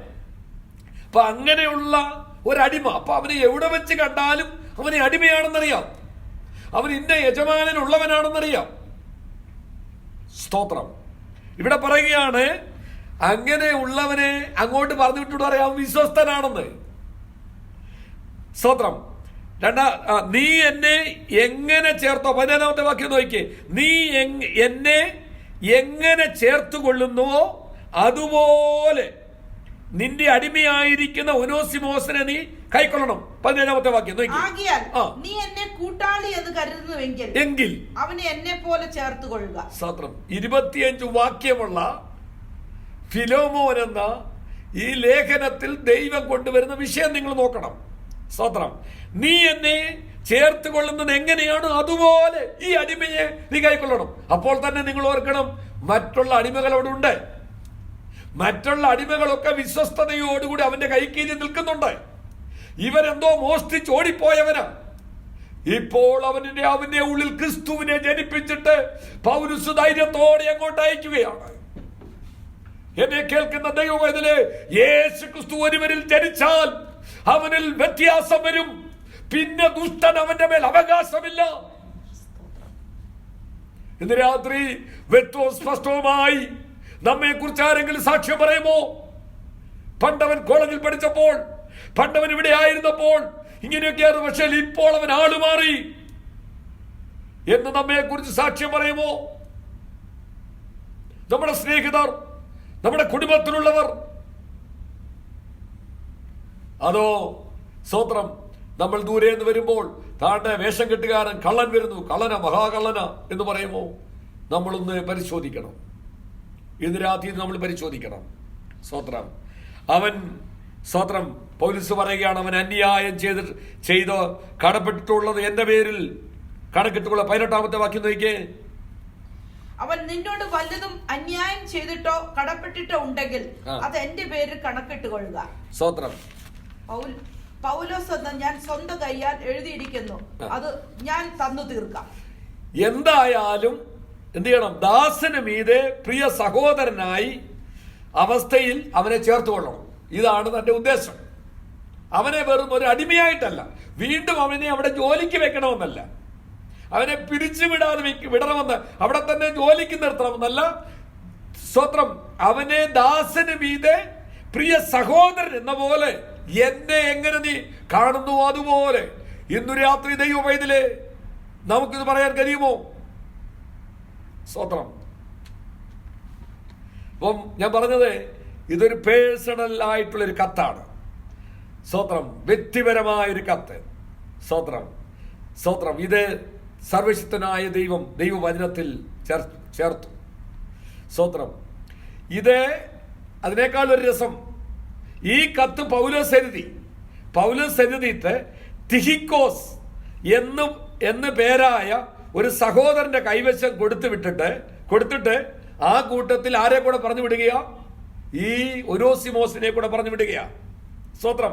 നിങ്ങൾ നോക്കിയേ, കൊലോസ്യ ലേഖനം 4-ാം അധ്യായത്തിന്റെ 9 വായിച്ചാണല്ലോ. 7, 8, 9 ഒന്നുകൂടെ വായിച്ചു. 7, 8, 9. എന്റെ അവസ്ഥയൊക്കെ കർത്താവിൽ പ്രിയ സഹോദരനും വിശ്വസ്ത ശുശ്രൂഷകനും സഹഭൃത്യനുമായ തിഹിക്കോസിന്റെ കയ്യിൽ കൊടുത്തു വിടുകയാണ്. അറിയിക്കും. നിങ്ങൾ ഞങ്ങളുടെ അവസ്ഥ അറിവാനും അവൻ നിങ്ങളുടെ ഹൃദയങ്ങളെ ആശ്വസിപ്പിക്കാനുമായി ഞാൻ അവനെ നിങ്ങളിൽ ഒരുത്തനായ ഒനേസിമോസ് എന്ന വിശ്വസ്തനും പ്രിയനുമായ സഹോദരനോടുകൂടെ നിങ്ങളുടെ അടുക്കൽ അയച്ചിരിക്കുന്നു. ഇതാണ് തിഹിക്കോസിന്റെ കയ്യിൽ ലെറ്റർ കൊടുത്തു. ആ കൂട്ടത്തിൽ സ്തോത്രം ഈ ഒനേസിമോസിനെയും ആ കൂട്ടത്തിൽ പറഞ്ഞു വിട്ടു. സ്തോത്രം. ഞാനിതിനും ധ്യാനിച്ചപ്പോഴൊക്കെ ചിന്തിച്ചു, ഈ ഒനേസിമോസ് അങ്ങോട്ട് ചെല്ലുന്നുടനെ സ്തോത്രം ഈ സ്തോത്രം ഫിലോമോന്റെ ചിന്ത എന്തായിരിക്കും? സ്തോത്രം. പക്ഷേ ഫിലോമോനെ ആർക്കറിയാം? പൗലോസിനറിയാം. താൻ ജനിപ്പിച്ചതാണ്. സ്തോത്രം. ഒനേസിമോസ് എന്ന വാക്കിന്റെ അർത്ഥം പ്രയോജനമുള്ളവൻ എന്നാണ് ആ വാക്കിന്റെ അർത്ഥം. പക്ഷേ ഫിലോമോനെ സംബന്ധിച്ചിടത്തോളം ഈ അടിമ ആയ ഒനേസിമോസ് പ്രയോജനമില്ലാത്തവൻ എന്ന് മാത്രമല്ല, തലവേദനയായിരിക്കുന്നവനാ, നന്മയെ മോഷ്ടിച്ചു കൊണ്ടുപോകുന്നവനാ. എന്നാൽ ഇപ്പോൾ പൗലോസ് പറയുന്നു, പൗലോസിനും ഫിലോമോനും ഒരുപോലെ പ്രയോജനമുള്ളവരായി തീർന്നെന്ന്. കഴിഞ്ഞ നാളുകളിൽ മറ്റുള്ളവർക്ക് തലവേദനയായി, സ്വത്രം വരക്കുണ്ടാക്കുന്നവരായി, ഏതെങ്കിലും അടിമപ്പെട്ട് ജീവിക്കുന്നവരായിരുന്ന നമ്മെ കുറിച്ച് ഇന്ന് പറയുമോ? ഇന്ന് ആ വ്യക്തി എനിക്കൊരു അനുഗ്രഹമാണ്, ആ വ്യക്തി എന്റെ ദേശത്ത് പാർക്കുന്ന ഒരു അനുഗ്രഹമാണെന്ന് ദൈവത്തോടൊരു വാക്ക് പ്രാർത്ഥിക്കുക. കർത്താവേ, എന്നെ കുറിച്ച് അങ്ങനെ പറയുവാൻ, എന്റെ കുടുംബത്തെ കുറിച്ച് പറയുവാൻ, എന്റെ തലമുറകളെ കുറിച്ച് പറയുവാൻ നീ അവിടെ ഇടയാക്കണമേ എന്ന് പ്രാർത്ഥിക്കണം. സ്തോത്രം. ഹല്ലേലൂയ. എന്നാൽ സ്തോത്രം, കർത്താവ് കൃപയാൽ നമ്മുടെ ജീവിതത്തെ സ്തോത്രം മാറ്റിമറിച്ചെങ്കിൽ സ്തോത്രം ഇന്ന് നമുക്ക് ധൈര്യത്തോട് പറയാൻ കഴിയുമോ? പലയാളല്ല, ഞാൻ എൻ്റെ പടകിൽ നിന്ന് എൻ്റെ കർത്താവുണ്ട്. അതുകൊണ്ട് ഓളങ്ങൾ, തിരമാലകൾ, പ്രതികൂലങ്ങൾ വന്നാൽ ഞാൻ ബലഹീനനാകത്തില്ല എന്ന് മാത്രമല്ല, ക്രിസ്തു എൻ്റെ ഉള്ളിൽ ഉരുവായിരിക്കുന്നു. എല്ലാറ്റിലും ഞാൻ പുതിയൊരു വ്യക്തിയാണ്. സ്തോത്രം. അതുകൊണ്ട് ഇനിയും നാം നിമിത്തം അനേകർ എന്ത് ചെയ്യണം? അനുഗ്രഹം പ്രാപിക്കണം. സ്തോത്രം. ഇതാണ് ദൈവം നമ്മെ കുറിച്ച് ആഗ്രഹിക്കുന്നത്. ഈ ലേഖനത്തിന്റെ പശ്ചാത്തലം ഓർക്കണം. അന്നത്തെ ഒരു സ്തോത്രം ശാപമായിരുന്നു ഈ അടിമത്വം എന്ന് പറയുന്നത്. ചരിത്രം പറയുന്നത് സ്തോത്രം റോമിൽ തന്നെ 12 കോടിയോളം സ്തോത്രം കോടിയിൽ പരം ജനങ്ങളുണ്ടായിരുന്ന, അതിനകത്ത് പകുതിയിലേറെ അടിമകളായിരുന്നു. ആ സമയത്താണ് ഈ കത്ത് കൊടുത്തു വിട്ടിട്ട് പറയുന്നത്, ഇവനെ നീ എന്ത് ചെയ്യണം, അടിമയ്ക്ക് ഒരു ദാസന് മാത്രം പോരാ, അതിന് ഉപരിയായി പ്രിയ സഹോദരനായി നീ കൈക്കൊള്ളണം. അപ്പോൾ ഈ പൗലുസിനെ ഈ ഫിലോമോനെ കുറിച്ച് വ്യക്തവും സ്പഷ്ടമായി ആ ധാരണയുണ്ടായിരുന്നു. അപ്പം 25 വാക്യമേ ഉള്ളെങ്കിലും ദൈവത്തിന്റെ വചനം ജീവന് ചൈതന്യമുള്ളതാണ്. ഞാൻ പറഞ്ഞല്ലോ, എബ്രഹാം ലിങ്കൻ ഈ ഭാഗം വായിച്ചിട്ടാണ് ഈ അടിമത്വം നിർത്തലാക്കുന്നത്. സ്തോത്രം. സുവിശേഷത്തിന് രക്ഷിക്കാൻ കഴിയാത്ത ഒരു വ്യക്തിയുമില്ല. ഏത് പാപിയെയും സുവിശേഷം രൂപാന്തരപ്പെടുത്തും. ആ സുവിശേഷമാണ് നമ്മെ രൂപാന്തരപ്പെടുത്തിയത്. അതിനായി നന്ദി പറ. കർത്താവേ, എന്നെ രൂപാന്തരപ്പെടുത്തിയ, ഞാൻ അനുഭവിക്കുന്ന നന്മ, ഞാൻ അനുഭവിക്കുന്ന അനുഗ്രഹം, സ്തോത്രം, ഹല്ലേലൂയ. ആ സുവിശേഷത്തിനായി ഞാൻ ദൈവത്തെ സ്തുതിക്കുന്നു. അതാണ് ഇതിനകത്തെ മെസ്സേജ്. അടിമയെയും യജമാനെയും ഒരു മേശയ്ക്ക് ചുറ്റും ഇരുത്തുന്നതാണ് ദൈവത്തിന്റെ വചനം. ദൈവത്തിന്റെ ആത്മാവതാണ്. അടിമയും യജമാനെയും ഒന്നിച്ച് ഒരു മേശമേൽ, ഏറ്റവും വിദ്യാഭ്യാസമുള്ള പൗലുസിനെയും മീൻ പിടിച്ചു നടക്കുന്ന പത്രോസിനെയും ഒന്നിച്ച് ഒരു അപ്പോസ്തലത്വത്തിൽ കൊണ്ടുവരുന്നവൻ, മുഖപക്ഷമില്ലാത്ത നമ്മുടെ കർത്താവ്. സ്തോത്രം. ഇവിടെ ഇനി അതിന്റെ 1-ാമത്തെ വാക്യം നോക്കിയാൽ, യേശുക്രിസ്തുവിന്റെ ബദ്ധനായ. നിങ്ങൾ ഈ ലേഖനമെല്ലാം വായിക്കുമ്പോൾ, നമ്മളിത് പഠിച്ചു വരുമ്പോൾ നമ്മളിൽ പരിജ്ഞാനം വർദ്ധിക്കണം, ജ്ഞാനം വർദ്ധിക്കണം, അറിവ് വർദ്ധിക്കണം. സ്തോത്രം. ആർക്കും ചെറുക്കാനും എതിർക്കുവാനും കഴിയാത്ത ജ്ഞാനം കൊണ്ട് ഞാൻ നിന്നെ നിറയ്ക്കുമെന്ന് യേശു കർത്താവ് പറഞ്ഞെങ്കിൽ, ആ വചനമൊക്കെ കാണുമ്പോൾ അതേ കരം വെച്ച് പ്രാർത്ഥിക്കണം. ദൈവമേ, ആർക്കും ചെറുക്കാനും എതിർക്കാനും കഴിയാത്ത ജ്ഞാനാത്മാവിൽ നീ എന്നെ നിറയ്ക്കണമേ. സ്തോത്രം. യിരെമ്യാവിന്റെ നാവിനെ തൊട്ട കർത്താവ്.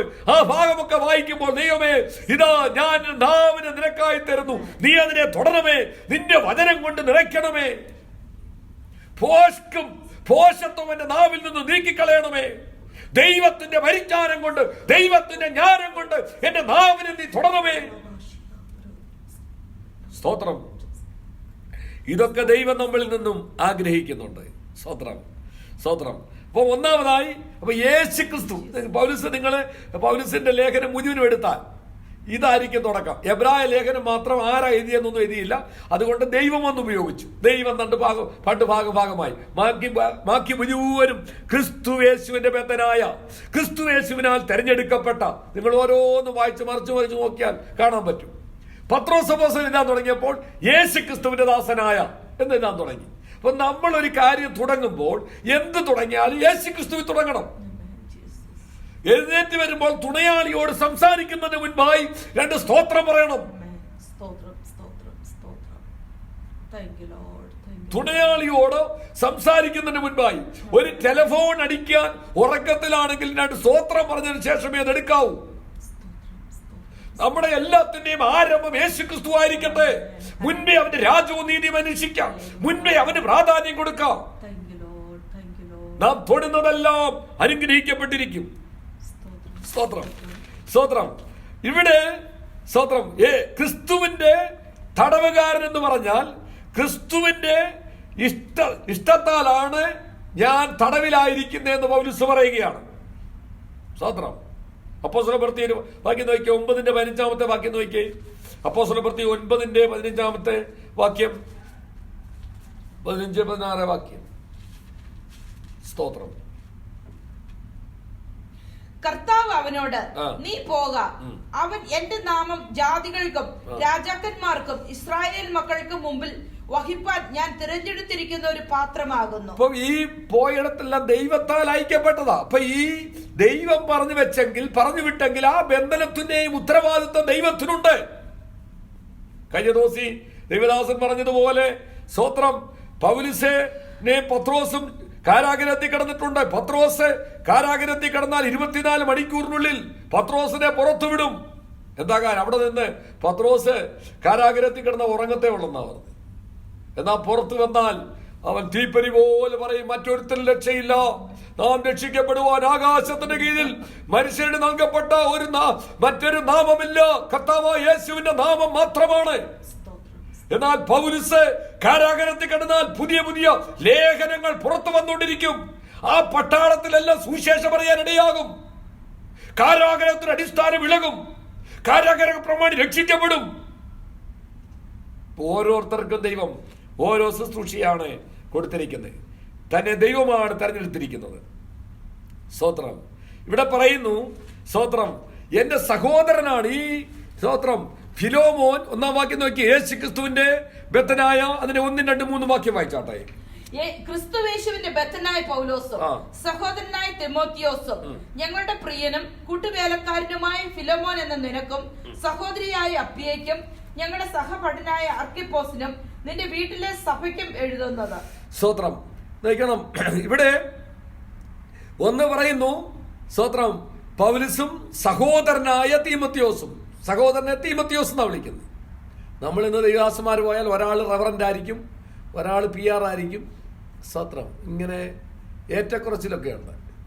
സ്തോത്രം. ഇവിടെ പൗലോസിന് തുല്യമായി പറയാൻ ആരാ ഉള്ളേ? പക്ഷേ പൗലോസിനോടുകൂടെയുള്ള ഈ അടിമയായി തന്നാൽ രക്ഷിക്കപ്പെട്ട വ്യക്തിയെ കുറിച്ച് പറയുന്നത്, ഒരു വീട്ടിൽ ചെല്ലുമ്പോൾ നിങ്ങൾ എന്നെ എങ്ങനെ കൈക്കൊള്ളുമോ അതുപോലെ അവനെ കൈക്കൊള്ളണം. കാരണം എന്നിൽ പകർന്ന അതേ ആത്മാവോട് അവനിൽ പകർന്നിരിക്കുന്നത്. വേർകൃത്യമില്ല, ദൈവത്തിന് മുഖപക്ഷമില്ല. അടുത്ത പറഞ്ഞു നോക്കിയേ, തീമോത്തിയോസ് ഞങ്ങളുടെ പ്രിയനും കൂട്ടുവേലക്കാരനുമായ ഫിലോമോൻ. ഇന്ന് ഈ വാക്കുകളൊന്നും കേൾക്കാറില്ല. പണ്ട് കൂട്ടത്തോടെ ദൈവദാസന്മാര് സ്തോത്രം നാഗർകോവിലും തമിഴ്നാട്ടിലും പല സ്ഥലങ്ങളിൽ ഒന്നിച്ച് ട്രെയിൻ യാത്രയും ദിവസങ്ങളോട് യാത്ര ചെയ്ത് അങ്ങനെയൊക്കെയാണ്. കൊച്ചുഞ്ഞുദേശി ഒരു പാട്ടും കൈകൊണ്ട് എഴുതിയിട്ടില്ല. ആ യാത്ര കുഞ്ഞപ്പിയുദേശിയും കൊച്ചുഞ്ഞുദേശിയും സൈമൻ സാർ, കർത്താവിന്റെ സൈമൻ സാറും ഒക്കെ ഒന്നിച്ച് യാത്ര ചെയ്ത് അവർ പാടിയ പല പാട്ടുകളാണ് സ്തോത്രം ഈ ക്രിസ്തീയ കീർത്തനത്തിലും മറ്റും 500ഓളം പാട്ടുകളുള്ളത്. ഇന്ന് അങ്ങനെ എത്ര പേര് സുവിശേഷം സംബന്ധിച്ച് ഒന്നിച്ച് യാത്ര ചെയ്യുന്നു? നമുക്ക് പ്രാർത്ഥിക്കാം, ദൈവമേ, അങ്ങനെ ഒരു ഐക്യതയോട് ദൈവദാസന്മാർ, ദൈവമക്കൾ ഒന്നിച്ച് ഐക്യതയോട് കർത്താവിനെ ഉയർത്തുന്ന ഒരു അനുഭവത്തിലേക്ക് ഞങ്ങളെ മടക്കി കൊണ്ടുവരണമേ. ആദിമ നൂറ്റാണ്ടിലെ പോലെ ഞങ്ങളെ മടക്കി വരുത്തണമേ എന്ന് പ്രാർത്ഥിക്കണം. സ്തോത്രം. ഇപ്പം ഇവിടെ പറയുകയാണ്, സ്തോത്രം, എന്റെ സഹോദരനാണ് തീമോത്തിയോസ്, എന്റെ കൂട്ടു സഹോദരനാണ്, സ്തോത്രം, കൂട്ടുവേലക്കാരനാണ് ഫിലോമോൻ. സ്തോത്രം, സ്തോത്രം, എന്റെ സഹപഠനാണ്. സ്തോത്രം. ഫിലിപ്പിയ ലേഖനം 2:25 വാക്യം നോക്കിയേ. ഈ അർക്കിപ്പോസ് ഈ ഫിലോമോന്റെ മകനാണെന്നാണ് ചരിത്രകാരൻ പറയുന്നത്. 2:25 വാക്യം നോക്കിയേ. എന്നാൽ എന്റെ സഹോദരനും കൂട്ടുവേലക്കാരനും സഹപഠനും നിങ്ങളുടെ ദൂതനും എന്റെ ബുദ്ധിമുട്ടിനെ ശുശ്രൂഷിച്ചവനുമായ എപ്പഫ്രാദിത്തോസിനെ നിങ്ങളുടെ അടുക്കൽ അയക്കുന്നത് ആവശ്യം എനിക്ക്. ഒരു തന്നോടുകൂടെ ഉള്ള ഒരു വ്യക്തിയെ കുറിച്ച് വിവരിക്കുകയാണ്. സ്തോത്രം. അതൊന്നുകൂടെ വായിച്ചേ. എന്നാൽ എന്റെ സഹോദരനും എന്റെ സഹോദരൻ, എന്റെ കൂട്ടുവേലക്കാരൻ, എന്റെ സഹപഠൻ, നിങ്ങളുടെ ദൂതൻ, എന്റെ ബുദ്ധിമുട്ടിനെ ശുശ്രൂഷിച്ചവൻ. താഴോട്ട് വായിക്കുമ്പോൾ നിങ്ങൾ നിമിത്തവൻ ശുശ്രൂഷ നിമിത്തം മരണത്തോളമായി പോയി, എങ്കിലും കർത്താവ് എന്നോട് കണ്ണ കാണിച്ചു, ഞാൻ അതിദുഃഖത്തിലാകാതിരിപ്പാൻ ദൈവം അവനെ വിടുവിച്ചു. അപ്പം ആ പ്രിയപ്പെട്ടവൻ അസുഖമായി സ്തോത്രം കിടന്നപ്പോൾ പൗലോസ് എത്ര വ്യതയെടുത്ത് പ്രാർത്ഥിച്ചു എന്ന് ഓർക്കണം. സ്തോത്രം. അപ്പം പൗലോസ് മുഖാന്തരമാണ് ഫിലോമോൻ പോലും വിശ്വാസത്തിൽ വന്നതിന് 19-ാമത്തെ വാക്യം നോക്കിയേ. ഫിലോമോന്റെ 19-ാമത്തെ വാക്യം നോക്കിയേ. ഫിലോമോൻ 19-ാമത്തെ വാക്യം. പൗലോസ് എന്ന ഞാൻ സ്വന്തം കൈയാൽ എഴുതിയിരിക്കുന്നു, ഞാൻ തന്നു തീർക്കാം. നീ നിന്നെ തന്നെ എനിക്ക് തരുവാൻ കടപ്പെട്ടിരിക്കുന്നു, ഞാൻ പറയണമെന്നില്ലല്ലോ. കണ്ടോ, നീ നിന്നെ തന്നെ, നിന്നെ മുഴുവനുമായി എനിക്ക് തരുവാൻ കടപ്പെട്ടിരിക്കുന്നു എന്ന് ഞാൻ പറയണമെന്നില്ലല്ലോ. അതേ സഹോദര, സ്തോത്രം. അപ്പം പൗലോസ് ദൈവകൃപയിലേക്ക് കൊണ്ടുവന്ന ഫിലോമോനെ വേണ്ടി ഫിലോമോനോട് അപേക്ഷിക്കുകയാണ്. സ്തോത്രം. പിൽക്കാലത്ത് അറിയുന്നു, സ്തോത്രം, ഈ ഒനോസിമോസ് പിന്നീട് ഒരു ബിഷപ്പായെന്ന ചരിത്രം പറയുന്നത്. ഈ ലെറ്റർ വായിച്ചിട്ട് അവനെ അങ്ങനെ തന്നെ കൈക്കൊണ്ടു. ഈ ഫിലോമോനി ഒനോസിമോസിനെ അങ്ങനെ തന്നെ കൈക്കൊണ്ടിട്ട് പറയുകയാണ്, അവനെ വീണ്ടും പൗലുസിന്റെ അടുക്കലേക്ക് അവനെ പരിചരിക്കുവാനാ ജയിലിൽ സഹായിക്കുവാനായി വിടുകയാണ്. അങ്ങനെ ജയിലിൽ ഒനോസിമോസ് അവനെ സഹായിക്കുന്നുണ്ട്. അത് കഴിഞ്ഞിട്ട് പിന്നീട് അവന് സ്തോത്രം ഒരു ബിഷപ്പായി തീർന്നു എന്ന് ചരിത്രം പറയുന്നു. സ്തോത്രം തന്നെയുമല്ല, ഇതിവിടെ വായിക്കണം, സഹോദരിമാർക്ക് കൊടുക്കുന്ന ആ മാന്യത. സ്തോത്രം ഞങ്ങളുടെ സ്തോത്രം സഹോദരൻ വീട്ടിലെ സഭയ്ക്കും എഴുതുന്നത് എന്ന് പറഞ്ഞിട്ട് സ്തോത്രം ഫിയെ കുറിച്ച് പറഞ്ഞിരിക്കുന്ന സഹോദരിമാർക്ക് കൊടുക്കുന്ന മാന്യത. ഇതൊക്കെ ഇതിനകത്ത് എഴുതുമ്പോൾ അന്നത്തെ കാലത്ത് ഇതൊന്നും ഇല്ലാത്ത ഒരു ചരിത്രം സമയമാണ്. അവൾ എന്റെ സഹോദരിയാണ് എന്ന് പറയുവാൻ പേഴ്സണൽ കത്ത് കൊടുക്കുമ്പോൾ വായിക്കുകയാണ്, എഴുതി കൊടുത്തിരിക്കുന്ന കാര്യമാണ് ഇത്. സ്തോത്രം. അപ്പം ഈ അർക്കിപ്പോസ് സഹപടനാണെന്ന് ഇരിക്കുന്നത്. തന്നെയുമല്ല, വീട്ടിലെ സഭയെന്നൊക്കെ ദൈവമക്കൾ പറയുമ്പോൾ ക്രിസ്തുവിന്റെ സഭ സ്തോത്രം കൂടി വരുന്നത് ക്രിസ്തുവിന്റെ ശരീരമാണ്. അപ്പൊ ക്രിസ്തുവിന്റെ ശരീരമായ സഭയായിട്ട് ആ ഭവനം മാറി. നമുക്കറിയാം, കഴിഞ്ഞ നാളുകളിലൊക്കെ ദൈവസഭകൾ ഭവനത്തിലാണ് കൂടുതൽ കൂടി വന്നുകൊണ്ടിരുന്നത്. വീട്ടിലെ സഭ ഇന്നും നോക്കണം, ദൈവമക്കൾ നോക്കണം, വീടുകളിലെ ആരാധനകൾ എല്ലാ രാജ്യത്തും നിർത്തുവാനാണ് പിശാച് ശ്രമിക്കുന്നത്. കാരണം അത്രത്തോളം ശക്തമായി മുൻപോട്ട് വരത്തില്ല എന്ന് പറഞ്ഞാൽ 24 മണിക്കൂറും ആ കുടുംബം ദൈവകൃപയുടെ ആഴത്തിലാണ്. ദൈവമക്കൾ വരുന്നു, അവരെ പരിചരിക്കുന്നു, അവർക്ക് ശുശ്രൂഷ ചെയ്യുന്നു, ദൈവനാമം മഹത്വപ്പെടുന്നു. ആ അനുഭവം കൃപയാൽ ഏഴകളായ അടിയങ്ങൾക്കും അനുഭവിച്ചറിയുവാൻ ദൈവം കൃപ തന്നു. സ്തോത്രം. ഭവനത്തിൽ നിന്ന് പായെടുക്കാൻ കഴിയാതെ അനേകർ വന്ന് മുട്ടുമടക്കുവാൻ ദൈവത്തിന്റെ സഭയായി സ്തോത്രം. നമ്മുടെ കൂര പോലിരിക്കുന്ന ഭവനത്തിന്റെ ഉള്ളിൽ സർവശക്തനായ ദൈവത്തിന്റെ സഭയാക്കി ദൈവത്തിന് മാറ്റാൻ ദൈവത്തിന് പ്രസാദം തോന്നുന്നത് എത്ര ഭാഗ്യമോ. കൊട്ടാരത്തിൽ നാം ദൈവ സാന്നിധ്യമില്ലാതെ കൊട്ടാരത്തിൽ പാർക്കുന്നതിനേക്കാൾ ദൈവ സാന്നിധ്യത്തോടുകൂടെ കുടിലിൽ പാർക്കുന്നത്, ചെറ്റകെട്ടിയ കുടിലിൽ പാർക്കുന്ന എത്ര ഭാഗ്യമോ. സ്തോത്രം. വീട്ടിലെ സഭയെന്ന് അനേക ഭാഗങ്ങൾ എഴുതിയിട്ടുണ്ട്. അപ്പോസ്തലപ്രവൃത്തി 12:12, 1 കൊരിന്ത്യർ 16:19, റോമർത്തിന്റെ ലേഖനം 16:5, കൊലോസ്യ ലേഖനം 4:15. ഇവിടെയെല്ലാം വീട്ടിലെ സഭ എന്ന് ചേർത്തിട്ടുണ്ട്. സ്തോത്രം. അതൊരു ഭാഗ്യമാണ്. കൃപയും സമാധാനവും നിങ്ങൾക്കുണ്ടാകട്ടെ എന്ന് പറഞ്ഞ് സ്തോത്രം. കൃപയും സമാധാനവും രണ്ടും ദൈവത്തിൽ നിന്ന് വരുന്നതാണ്. ഇനി എന്റെ 4 മുതൽ ഞാൻ വേഗത്തിൽ പോകട്ടെ. 4 മുതൽ 7 വരെയുള്ള വാക്യം പെട്ടെന്ന് വായിച്ചാട്ടെ. കർത്താവായ യേശുവിനോടും സകല വിശുദ്ധന്മാരോടും നിനക്കുള്ള സ്നേഹത്തെയും വിശ്വാസത്തെയും കുറിച്ച് ഞാൻ കേട്ടിട്ട്. ഇവനിലുള്ള പ്രത്യേകമായി ആരുടെയാണ്? ഫിലോമോനിലുള്ള പ്രത്യേകത. 1 വിശ്വാസം, 2 സ്നേഹം. നമ്മിലുള്ള എല്ലാ നന്മയുടെയും പരിജ്ഞാനത്താൽ നിന്റെ വിശ്വാസത്തിന്റെ കൂട്ടായ്മ ക്രിസ്തുവിനായി സഫലമാകേണ്ടതിന് എന്റെ പ്രാർത്ഥനയിൽ നിന്നെ ഓർത്ത്. അപ്പൊ വിശ്വാസത്തിന്റെ വിഷയം എന്ന് പറയുന്നത് യേശുക്രിസ്തുവുമായിട്ടുള്ള ബന്ധത്തില്ല. വിശ്വാസം യേശുക്രിസ്തുവുമായിട്ടുള്ള ബന്ധത്തില്ല. സ്നേഹത്തിന്റെ വിഷയം എന്ന് പറയുന്നത് സ്തോത്രം സകല വിശുദ്ധന്മാരുമായിട്ടുള്ള ബന്ധത്തില്ല. അപ്പൊ ദൈവവൈദ്യലെ ദൈവത്തോടുള്ള ബന്ധം പോലെ തന്നെ കൂട്ടുവിശ്വാസികളോട്, വിശുദ്ധന്മാരോട് നമുക്ക് ബന്ധമുണ്ടായിരിക്കണം. അത് ദൈവത്തോട് പ്രാർത്ഥിച്ച് നാം നേടണം. വിദ്യാഭ്യാസമില്ലാത്തവരായിരിക്കും, കഴിവില്ലാത്തവരായിരിക്കും, പ്രാപ്തിയില്ലാത്തവരായിരിക്കും. നമ്മൾ വലിയ പ്രാസംഗികരാകുന്നതിനേക്കാളുപരി ക്രിസ്തുവിന്റെ ദിവ്യ സ്വഭാവമുള്ളവരായിത്തീരുന്നതാണ് ജീവിതത്തിലെ ഏറ്റവും വലിയ ഭാഗ്യം. അതിനുവേണ്ടി പ്രാർത്ഥിക്കണം. കർത്താവേ, നിന്റെ ദിവ്യ സ്വഭാവം എനിക്ക് തരണമേ. താഴോട്ട് വായിക്കുമ്പോൾ വിശുദ്ധന്മാരുടെ ആവശ്യങ്ങളിൽ കൂട്ടായ്മ കാണിച്ചു. അടുത്ത വാക്യം നോക്കിയേ.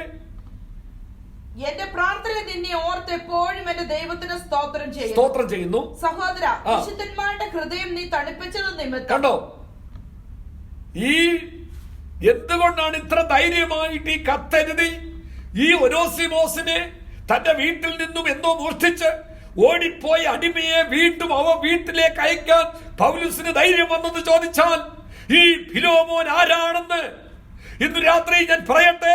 കർത്താവ് മോശയോട് പറഞ്ഞു, മോശേ, ഞാൻ നിന്നെ അടുത്തറിഞ്ഞിരിക്കുന്നു, എനിക്ക് നിന്നോട് കൃപ തോന്നിയിരിക്കുന്നു.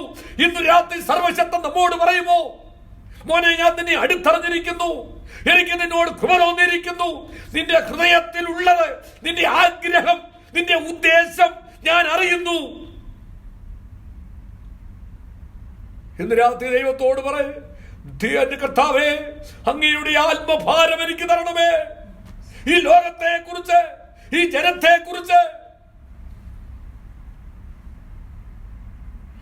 ദൈവമക്കളെ, നമ്മൾ എത്ര ശ്രമിച്ചാലും എല്ലാവർക്കും ഒരുപോലെ ലഭിച്ചു എന്ന് വരികയില്ല. പക്ഷെങ്കിൽ നാം ദൈവത്തോട് ചോദിച്ചു വാങ്ങണം. ഇവിടെ പറയുകയാണ്, വിശുദ്ധന്മാരുടെ ആവശ്യങ്ങളിൽ കൂട്ടായ്മ കാണിച്ചത്. ഇന്നേക്ക് സ്വത്രം 2000 ചിലവാനും വർഷങ്ങൾക്ക് മുൻപേ വിശുദ്ധന്മാരുടെ ഒന്നുമില്ലാതെ, കമ്പ്യൂട്ടർ എന്താണില്ലാതെ, ഒരു സ്വത്രം കറൻസി തന്നെ എത്രമാത്രം ഉണ്ടെന്ന് ദൈവമക്കൾ ഓർക്കണം. ആ സമയത്ത് ദൈവവചനത്തിൽ എഴുതി, ഈ ഫിലോമോൻ എന്ന് പറയുന്ന മനുഷ്യൻ വിശുദ്ധന്മാരുടെ ആവശ്യത്തിൽ കൂട്ടായ്മ കാണിച്ചെന്ന്. സ്വത്രം അവരെ സൽക്കരിച്ചുകൊണ്ട് എങ്ങനെ ഹൃദയത്തെ തണുപ്പിച്ച്? ഫിലോമോൻ അവരുടെ ഹൃദയത്തെ എന്ത് ചെയ്തു? തണുപ്പിച്ചു. ഒന്ന്, അവരുടെ ആവശ്യങ്ങളിൽ കൂട്ടായ്മ കാണിച്ചു. രണ്ട്, അവരുടെ വിശപ്പടക്കുവാൻ സ്വത്രം അവരെ സൽക്കരിച്ചുകൊണ്ട് ഫിലോമോൻ അവരുടെ ഹൃദയത്തെ തണുപ്പിച്ചു. അടുത്ത വാക്യം നോക്കിയേ. ആകയാൽ യുക്തമായത് നിന്നോട് കൽപ്പിപ്പാൻ ക്രിസ്തുവിൽ എനിക്ക് വളരെ ധൈര്യമുണ്ടെങ്കിലും പൗലോസ് എന്ന വയസ്സനും ഇപ്പോൾ ക്രിസ്തുവേശുവിന്റെ ബദ്ധനുമായിരിക്കുന്ന ഈ ഞാൻ സ്നേഹനിമിത്തം അപേക്ഷിക്കുക അത്ര ചെയ്യുന്നത്. സ്തോത്രം.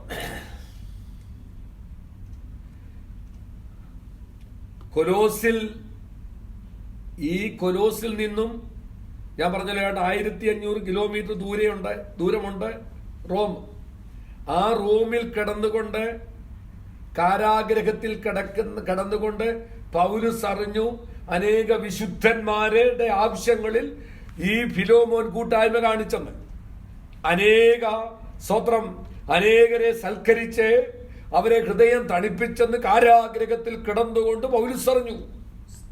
എന്നെ കേൾക്കുന്ന ദൈവവേദലേ, നിന്റെ അടുത്ത് താമസിക്കുന്നവർ നിന്നെ പരിഹസിക്കുമായിരിക്കും, നിന്ദിക്കുമായിരിക്കും. പക്ഷെങ്കിൽ നീ ചെയ്യുന്നത് കാണുന്നതും അറിയുന്നതുമായൊരു ദൈവമുണ്ട്. സ്തോത്രം. നിങ്ങളെ 2 തീമത്തിയോസ് 1-ാം അധ്യായത്തിന്റെ 16-ാമത്തെ വാക്യം നോക്കിയേ. 2 തീമത്തിയോസ് 1-ാം അധ്യായത്തിന്റെ 16-ാമത്തെ വാക്യം. 2 തീമത്തിയോസ് 1:16. പലപ്പോഴും എന്നെ തണുപ്പിച്ചവനായ ഒനേസിഫോരസിന്റെ കുടുംബത്തിന്റെ കർത്താവ് അതിന്റെ 15 വാക്യം നോക്കിയേ. ആസ്യക്കാർ എല്ലാവരും എന്നെ വിട്ടുപോയി കളഞ്ഞു. ഫുഗലോസും ഹൊർമഗനോസും ആ കൂട്ടത്തിൽ ഉള്ളവരാകുന്നു. പലപ്പോഴും എന്നെ തണുപ്പിച്ചവനായ ഓനേസിഫോരസിന്റെ കുടുംബത്തിന് കർത്താവ് കരുണ നൽകുമാറാകട്ടെ. അവൻ എന്റെ ചങ്ങലയെ കുറിച്ച് ലജ്ജിക്കാതെ, കണ്ടോ, അവൻ എന്റെ ചങ്ങലയെ കുറിച്ച് ലജ്ജിക്കാതെ ഞാൻ റോമയിൽ എത്തിയ ഉടനെ താല്പര്യത്തോടെ എന്നെ തിരഞ്ഞു കണ്ടെത്തുകയും ചെയ്തു. ദൈവവേദലേ, ഇന്ന് രാത്രിയിലൊക്കെ ഞാൻ ഇത് പറയുമ്പോൾ, ഇന്ന് ഈ മാധ്യമങ്ങള്, മലയാള ഭാഷയെ പറഞ്ഞ മഞ്ഞ പത്രങ്ങൾ പോലുള്ളത്, വാട്സപ്പ്, ഫേസ്ബുക്ക്, ഇതുപോലൊക്കെയുള്ള അനേകർ ആ ദൈവദാസന്മാർ അവരുടെ ഇഷ്ടത്തിന്, ആ പത്രക്കാരുടെ ഇഷ്ടത്തിനോ കാര്യങ്ങൾക്കോ നിന്നില്ലെങ്കിൽ എന്തും എഴുതി പിടിപ്പിച്ചും എന്തും ക്ലിപ്പാക്കിയും വീഡിയോ സംഘടിപ്പിച്ചും എഡിറ്റ് ചെയ്തുമൊക്കെ അയച്ചിട്ട് അവരെ വധം ചെയ്ത് അവരെ നശിപ്പിക്കുവാൻ ശ്രമിക്കുമ്പോൾ നാം അത് കേട്ട് പലപ്പോഴും ചിരിക്കുകയും സന്തോഷിക്കുകയും സംസാരിക്കുകയും ചെയ്യാറില്ലേ? എന്നാൽ എന്റെ സത്യാവസ്ഥ യഥാർത്ഥമായി മനസ്സിലാക്കി ആ വ്യക്തി യഥാർത്ഥമായി നിരപരാധിയാണെങ്കിൽ ആ വ്യക്തി അനുഭവിക്കുന്ന വ്യത കണ്ടിട്ട് ആ വ്യക്തി എന്നേക്കുമായി ദൈവകൃപയിൽ നിന്ന് തകർന്നു പോകാതിരിപ്പാൻ നിന്നാലാവോളം ഒരു വാക്ക് വിളിച്ചോ, ഒരു വാക്കിൽ അവന്റെ ഹൃദയത്തെ തണുപ്പിക്കുവാൻ പരിശുദ്ധാത്മാവ് നിന്നെ കുറിച്ച് ആഗ്രഹിക്കുന്നെങ്കിൽ അതിന് നീ ഏൽപ്പിച്ചു കൊടുക്കണം. ഞാൻ ആ ഭാഗം അങ്ങനെ പറഞ്ഞു വിടുകയാണ്. സ്തോത്രം.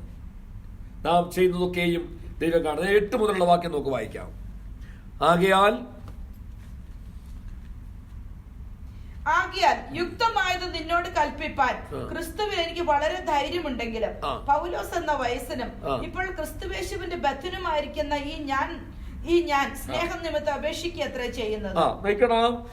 സാഹചര്യം നിങ്ങൾ ഓർക്കണം. എനിക്ക് നിന്നോട് പറയാനുള്ള പ്രാഗൽഭ്യമുണ്ടെങ്കിലും ഞാനിപ്പോൾ ഈ വിഷയം നിന്നോട് അപേക്ഷിക്കുകയാണ് ചെയ്യുന്നത്. തടവിലിരിക്കുമ്പോൾ ഞാൻ ജനിപ്പിച്ച എന്റെ മകനായ ഓനേസിമോസിന് വേണ്ടി ആകുന്നു നിന്നോട് അപേക്ഷിക്കുക. ഞാൻ വേറെ വലിയ വലിയ ആൾക്കാർക്ക് വേണ്ടിയൊന്നുമല്ല, നിന്റെ വീട്ടിൽ അടിമയായിരുന്ന സ്തോത്രം ഒരു അടിമയായി ഏറ്റവും താണാവസ്ഥയെ കഴിയുന്ന ഒരാൾക്ക് വേണ്ടി ഞാൻ നിന്നോട് അപേക്ഷിക്കുന്നത്. അവൻ മുമ്പേ നിനക്ക് പ്രയോജനമില്ലാത്തവനായിരുന്നു, ഇപ്പോൾ നിനക്കും എനിക്കും നല്ല പ്രയോജനമുള്ളവൻ തന്നെ. കേട്ടോ, മുമ്പേ അവന് നിനക്ക് പ്രയോജനമില്ലെന്ന് മാത്രമല്ല, നിനക്ക് നഷ്ടവും കഷ്ടവും വരുത്തിയ വ്യക്തിയാണ്. എന്നാൽ ഇപ്പോൾ നിനക്കും എനിക്കും പ്രയോജനമുണ്ടെന്ന് ഞാൻ സാക്ഷീകരിക്കുകയാണ്. എനിക്ക് പ്രാണപ്രിയനായ അവനെ ഞാൻ മടക്കി അയച്ചിരിക്കുന്നു. എനിക്ക് പ്രാണപ്രിയനായ അവനെ ഞാൻ മടക്കി നിന്റെ അടുക്കലേക്ക് അയച്ചിരിക്കുന്നു. സുവിശേഷ നിമിത്തമുള്ള തടവിൽ എന്നെ ശുശ്രൂഷിക്കേണ്ടതിന് അവനെ നിനക്ക് പകരം എന്റെ അടുക്കൽ തന്നെ നിർത്തിക്കൊള്ളുവാൻ എനിക്ക് ആഗ്രഹമുണ്ടായിരുന്നു. എങ്കിലും നിന്റെ ഗുണം നിർബന്ധത്താൽ എന്ന പോലെ അല്ല, മനസ്സോടെ ആകേണ്ടതിന് നിന്റെ സമ്മതം കൂടാതെ ഒന്നും ചെയ്യുവാൻ എനിക്ക് മനസ്സില്ല. കണ്ടോ, അവനെ എന്റെ കൂടെ നിർത്താൻ എനിക്ക് കഴിയുമായിരുന്നു. പക്ഷെങ്കിൽ അവൻ നിന്റെ അടിമയാണ്, നിന്റെ ദാസനാണ്. നിന്റെ മനസ്സോടുകൂടെ സന്മനസ്സോടുകൂടെ മാത്രമേ ഞാൻ ചെയ്യുവാൻ ഉദ്ദേശിക്കുന്നുള്ളൂ. എന്നിട്ട് അവൻ അല്പകാലം വേർപെട്ട് പോയത് അവനെ സദാകാലത്തേക്ക് നിനക്ക് ലഭിക്കേണ്ടതിനായിരിക്കും. നോക്കണം, ഇവിടൊക്കെ നമ്മൾ വായിക്കേണ്ടിയ ഭാഗങ്ങൾ ചേർത്ത് വെച്ച് വായിക്കണം. ചില വ്യക്തികൾ നമ്മൾ നോക്കണം, മുടിയനായ പുത്രൻ എന്നൊക്കെ നമ്മൾ പറയുന്ന മകൻ അല്പകാലത്തേക്ക് ഭവനം വിട്ട് ദൂരേക്ക് പോയത് അവൻ നിത്യമായി മടങ്ങി വന്ന് അപ്പനോടുകൂടെ സന്തോഷിക്കുവാനാണ്. അപ്പോഴും ജ്യേഷ്ഠൻ ആ സന്തോഷത്തിൽ സന്തോഷിക്കാൻ കഴിയാതെ പുറത്തു നിൽക്കുന്നതേ ഉള്ളൂ. എന്നാൽ ഇവൻ അപ്പനോടൊപ്പം അകത്ത് പ്രവേശിച്ചു. അപ്പൊ അല്പകാലത്തേക്ക് ചിലരൊക്കെ നമ്മുടെ കുടുംബത്തിലുള്ളവരാകട്ടെ, നമ്മുടെ മാതാവാകട്ടെ, പിതാവാകട്ടെ, നാം ഉദ്ദേശിച്ചതുപോലെ ഇന്ന് ദൈവകൃപയുടെ ആഴത്തിൽ കണ്ടില്ലെങ്കിലും നിങ്ങൾ സംശയിക്കേണ്ട, അവിശ്വസിക്കേണ്ട. എന്നേക്കുമായി നിങ്ങൾക്ക് ലഭിക്കേണ്ടതിന് ദൈവത്തിന്റെ കരം പ്രവർത്തിച്ചു കൊണ്ടിരിക്കുകയാണ്. അവനിനി ദാസനല്ല, പ്രിയ സഹോദരൻ തന്നെ. അവൻ വിശേഷാൽ എനിക്ക് പ്രിയനെങ്കിൽ നിനക്ക് ജഡസംബന്ധമായും കർത്തൃസംബന്ധമായും എത്രയധികം. ആകയാൽ നീ എന്നെ കൂട്ടാളി എന്ന് കരുതുന്നുവെങ്കിൽ അവനെ എന്നെ പോലെ ചേർത്തുകൊള്ളുക. കൂട്ടാളി ഏതാണ്ട് 60 വയസ്സേ ഉള്ളൂ ആ സമയത്ത്. എന്നാൽ ഏതാണ്ട് 30 വർഷമായി കടലിലെ ആപത്ത്, കാട്ടിലെ ആപത്ത്, കള്ള സഹോദരന്മാരുടെ ആപത്ത്, ഇങ്ങനെ കഠിനമായ അധ്വാനത്താൽ താൻ ഒരു വലിയ വാർദ്ധക്യത്തിൽ അവസ്ഥയിലായ പോലെയായി. 60 വയസ്സ് മാത്രമേ ആ സമയത്തുള്ളൂ. അധികം കാലവും ജയിലിലാണ് കഴിയുന്നത്. സ്തോത്രം. നല്ല സുഖകരമായ ഒരു ദിവസം പോലും താൻ ഉറങ്ങിയിട്ടില്ല. ആ സമയത്ത് പറയുകയാണ്, വയസ്സനായ ഞാൻ നിന്നോട് അപേക്ഷിക്കുകയാണ്. ആർക്ക് വേണ്ടി? ഒനേസിമോസിന് വേണ്ടി. സ്തോത്രം. ഇത് ഈ വിഷയം മാത്രമല്ല, നമ്മുടെ ഓഫീസിൽ ഒരു വേക്കൻസി ഉണ്ടെന്നിരിക്കട്ടെ, നമ്മുടെ എവിടെയെങ്കിലുമൊക്കെ ഏതെങ്കിലും പാവം പിടിച്ചവർക്കോ ആരെയൊക്കെ ഏതൊക്കെ വിധത്തിൽ സഹായിക്കാൻ കഴിയുന്നോ നാം അതിനു വേണ്ടി ഏൽപ്പിച്ചു കൊടുക്കണം. അടുത്ത വാക്യം നോക്കിയ സമയക്കുറവ് ഞാൻ പെട്ടെന്ന് പറഞ്ഞു നിർത്തുകയാണ്.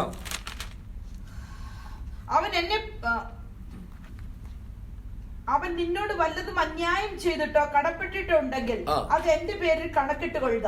പൗലോസ് എന്ന് ഞാൻ സ്വന്തം കൈയാൽ എഴുതിയിരിക്കുന്നു, ഞാൻ തന്നു തീർക്കാം. നീ നിന്നെ തന്നെ എനിക്ക് തരുവാൻ കടപ്പെട്ടിരിക്കുന്നുവെന്ന് ഞാൻ പറയണമെന്നില്ലല്ലോ. അതേ സഹോദര, നിന്നെ കൊണ്ട് എനിക്ക് കർത്താവിൽ ഒരു അനുഭവം വേണ്ടിയിരിക്കുന്നു. ക്രിസ്തുവിൽ എന്റെ ഹൃദയം തണുപ്പിക്കാം. സ്തോത്രം. ഇവിടെ സ്തോത്രം, ആ പൗലോസിന്റെ ഭാരം നോക്കണം നിങ്ങൾക്ക്.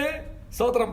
അവിടെ പറയുന്നത് ക്രിസ്തു, ഈ പൗലുസിനെ ഞാൻ പറഞ്ഞല്ലോ, ഈ ഫിലോമോനെ രക്ഷയിലേക്ക് നയിച്ച വ്യക്തിയാണ് ഈ പൗലുസ്.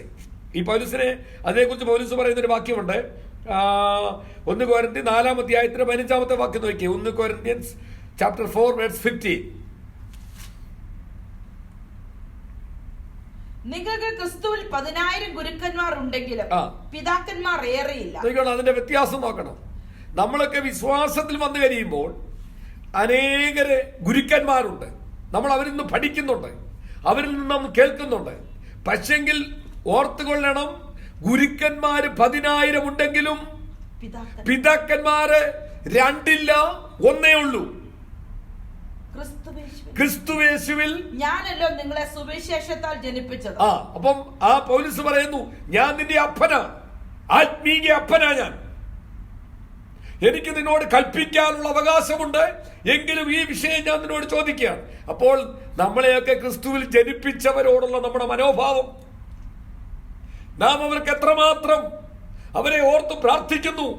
അവർക്ക് വേണ്ടതായ വലിയ പണമൊന്നും കൊടുത്തില്ലെങ്കിലും ദൈവവേദനയെ അവർ ഞരക്കത്തോടെ വേദനയോടെ ആയിരിക്കാൻ ഒരിക്കലും അതിനിടം കൊടുക്കരുത്. നിസ്സാര കാര്യങ്ങൾക്ക് വേണ്ടി ഇതെല്ലാം നാം ഹൃദയത്തിൽ കുറിച്ചിടണം. ദൈവത്തോട് പ്രാർത്ഥിക്കണം. എന്റെ ജീവിതത്തിൽ ഒരു ഭോഷത്വം സംഭവിക്കരുത്. ഒരു തീരുമാനം എടുക്കേണ്ടി വരുമ്പോൾ ഞാൻ ഒരിക്കലും ഭോഷത്വമായ ഒരു തീരുമാനം എടുക്കരുത്. നീ എനിക്ക് ദീർഘക്ഷമ തരണമേ. സ്തോത്രം. ഹല്ലേലൂയ. ഞാൻ അത് വായിച്ചു നിർത്തട്ടെ. പെട്ടെന്ന് അതിന്റെ അടുത്ത വാക്യം, അതിന്റെ 22 മുതലുള്ള വാക്യം. ഇതല്ലാതെ നിങ്ങളുടെ പ്രാർത്ഥനയാൽ ഞാൻ നിങ്ങൾക്ക് നൽകപ്പെടുമെന്ന് പ്രത്യാശ ഉണ്ടാകുകൊണ്ട് എനിക്ക് പാർപ്പിടം ഒരുക്കിക്കൊള്ളുക. ഇനിയും ഞാനൊരു കാര്യം പറഞ്ഞിവിടെ നിർത്തട്ടെ. നിങ്ങൾ നോക്കണം, ഈ ലെറ്റർ എഴുതി സ്തോത്രം ഒനോസിമോസിനെ കൈക്കൊള്ളണമെന്ന് സ്തോത്രം ലെറ്റർ എഴുതി സ്തോത്രം ഒനോസിമോസിന്റെയും തിഹിക്കോസിന്റെയും കയ്യിൽ കൊടുത്തു വിടുകയാണ്. ചുരുക്കം പറഞ്ഞാൽ ഒനോസിമോസിന്റെ കയ്യിൽ തന്നെയായിരിക്കും ചിലപ്പോൾ ലെറ്റർ. ഇതും കൊണ്ട് പോവുകയാണ്. നിങ്ങൾ നോക്കണം, ഈ പഴയ നിയമവും പുതിയ നിയമവും തമ്മിലുള്ള വ്യത്യാസം മനസ്സിലാക്കണം. പൗലോസ് പറഞ്ഞു, എന്നെ പുതിയ നിയമത്തിന്റെ അപ്പോസ്തലനാക്കിയതിനാൽ ഞാൻ എന്റെ ദൈവത്തെ സ്തുതിക്കുന്നു. നമുക്കതിന്റെ വില പലപ്പോഴും അറിയത്തില്ല. നമ്മൾ ഇന്നും പള്ളി വിട്ടതിലൊന്നും നമുക്ക് വലിയ സന്തോഷമൊന്നുമില്ല. സ്തോത്രം. ന്യായപ്രമാണത്തിന്റെ പ്രവൃത്തി വിട്ടതിൽ നമുക്ക് സന്തോഷമില്ല. കാര്യമെന്താ? നമുക്ക് അതിന്റെ ഗൗരവം അറിയത്തില്ല. സ്തോത്രം. നോക്കണം, ഞാൻ ആവർത്തിച്ച് ഒന്നുകൂടെ പറയട്ടെ. ഈ ലെറ്റർ സ്തോത്രം ഒരു ധനികനായ മനുഷ്യൻ, ആ മനുഷ്യന്റെ വീട്ടിലായിരുന്ന ദാസൻ എന്തോ മോഷ്ടിച്ചു പോയവനെ സുവിശേഷം പറഞ്ഞ് അവനെ രക്ഷപ്പെടുത്തിയതിനു ശേഷം അവന്റെ കയ്യിൽ ഒരു ലെറ്റർ കൊടുത്തു വിടുകയാണ്.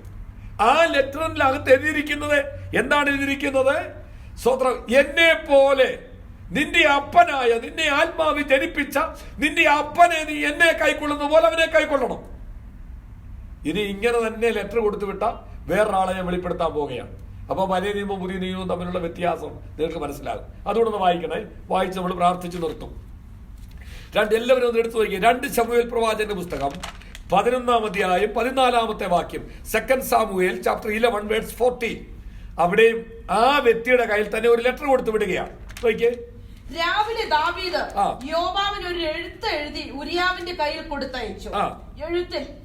എഴുത്തിൽ പട കഠിനമായിരിക്കുന്നിടത്ത് ഉരിയാവെ മുന്നണിയിൽ നിർത്തി അവൻ വെട്ടുകൊണ്ട് മരിക്കത്തക്കവണ്ണം. നിങ്ങൾ നിർത്തണേ.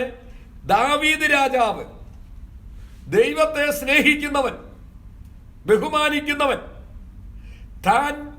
തന്റെ ജഡത്തിൽ പരാജയപ്പെട്ടു പോയ ആ പാപം മറച്ചു വെക്കുവാൻ ആ ഊരിയാവിനെ കൊല്ലേണ്ടതിന് അവന്റെ കയ്യിൽ തന്നെ ഒരു ലെറ്റർ എഴുതി കൊടുക്കുക. ആ ലെറ്റർ അവൻ തുറന്നു വായിക്കുന്നില്ല. ആ ലെറ്ററിനകത്ത് എഴുതിയിരിക്കുന്നത്, ഈ ലെറ്റർ കൊണ്ട് വരുന്ന ഇവനെ പടയുടെ ഏറ്റവും പ്രതികൂലമുള്ളിടത്ത് നിർത്തണം. എന്നിട്ട് അവൻ പടയിൽ എന്ത് ചെയ്തിട്ട് വെട്ടുകൊണ്ട് മരിക്കണം. പഴയ നിയമത്തിലെ ഒരു വ്യക്തി ചെയ്യുന്ന കാര്യമാണ്. അതേ വ്യക്തിയുടെ കയ്യിൽ തന്നെയാണ് ലെറ്റർ കൊണ്ട് കൊടുത്തു വിടുന്നത്. സ്തോത്രം. അങ്ങനെ തന്നെ സംഭവിച്ചു. യോവാബിന് ആജ്ഞ കിട്ടി. യോവാബിന്റെ കയ്യിലേക്ക് ഈ ഊരിയാവ് കൊണ്ട് ലെറ്റർ കൊടുക്കുന്നു. അപ്പോൾ യോവാബ് അവന്റെ മുമ്പിൽ നിന്ന് വായിക്കുന്നു. അവനെ പടയുടെ ഏറ്റവും കാഠിന്യമുള്ളിടത്ത് കൊണ്ട് നിർത്തി. അതേ സമയം കഴിയുന്നതിന് മുമ്പ് അവൻ ശത്രുവിന്റെ വാളുകൊണ്ട് അവൻ വെട്ടേറ്റ് മരിച്ചു. ദൈവം പിന്നെ ദാവീദിനോട് ചോദിക്കുന്നുണ്ട്, ശത്രുവിന്റെ വാളുകൊണ്ട് സ്തോത്രം അമോര്യരുടെ വാളുകൊണ്ട് നീ എന്റെ ദാസനായ ഊരിയാവിനെ കൊന്നു. എന്നാൽ ഇവിടെ പൗലോസ് അപ്പോസ്തലത്വത്തിന് ഘനത്തോടിരിക്കുവാൻ അധികാരമുണ്ടായിട്ടും അവരെന്ത് ചെയ്യുകയാണ്? ഈ ഫിലോമോനോട് യാചിക്കുകയാണ്. വയസ്സനായ ഞാൻ നിന്നോട് യാചിക്കുന്നു, ഈ ഒനേസിമോസിനെ നീ എന്നെ കൈക്കൊള്ളുന്നത് പോലെ നീ കൈക്കൊള്ളണം. അവൻ ഇനി നിനക്ക് ദാസനല്ല, ദാസനു മീതെ നിനക്ക് സഹോദരനായിരിക്കണം.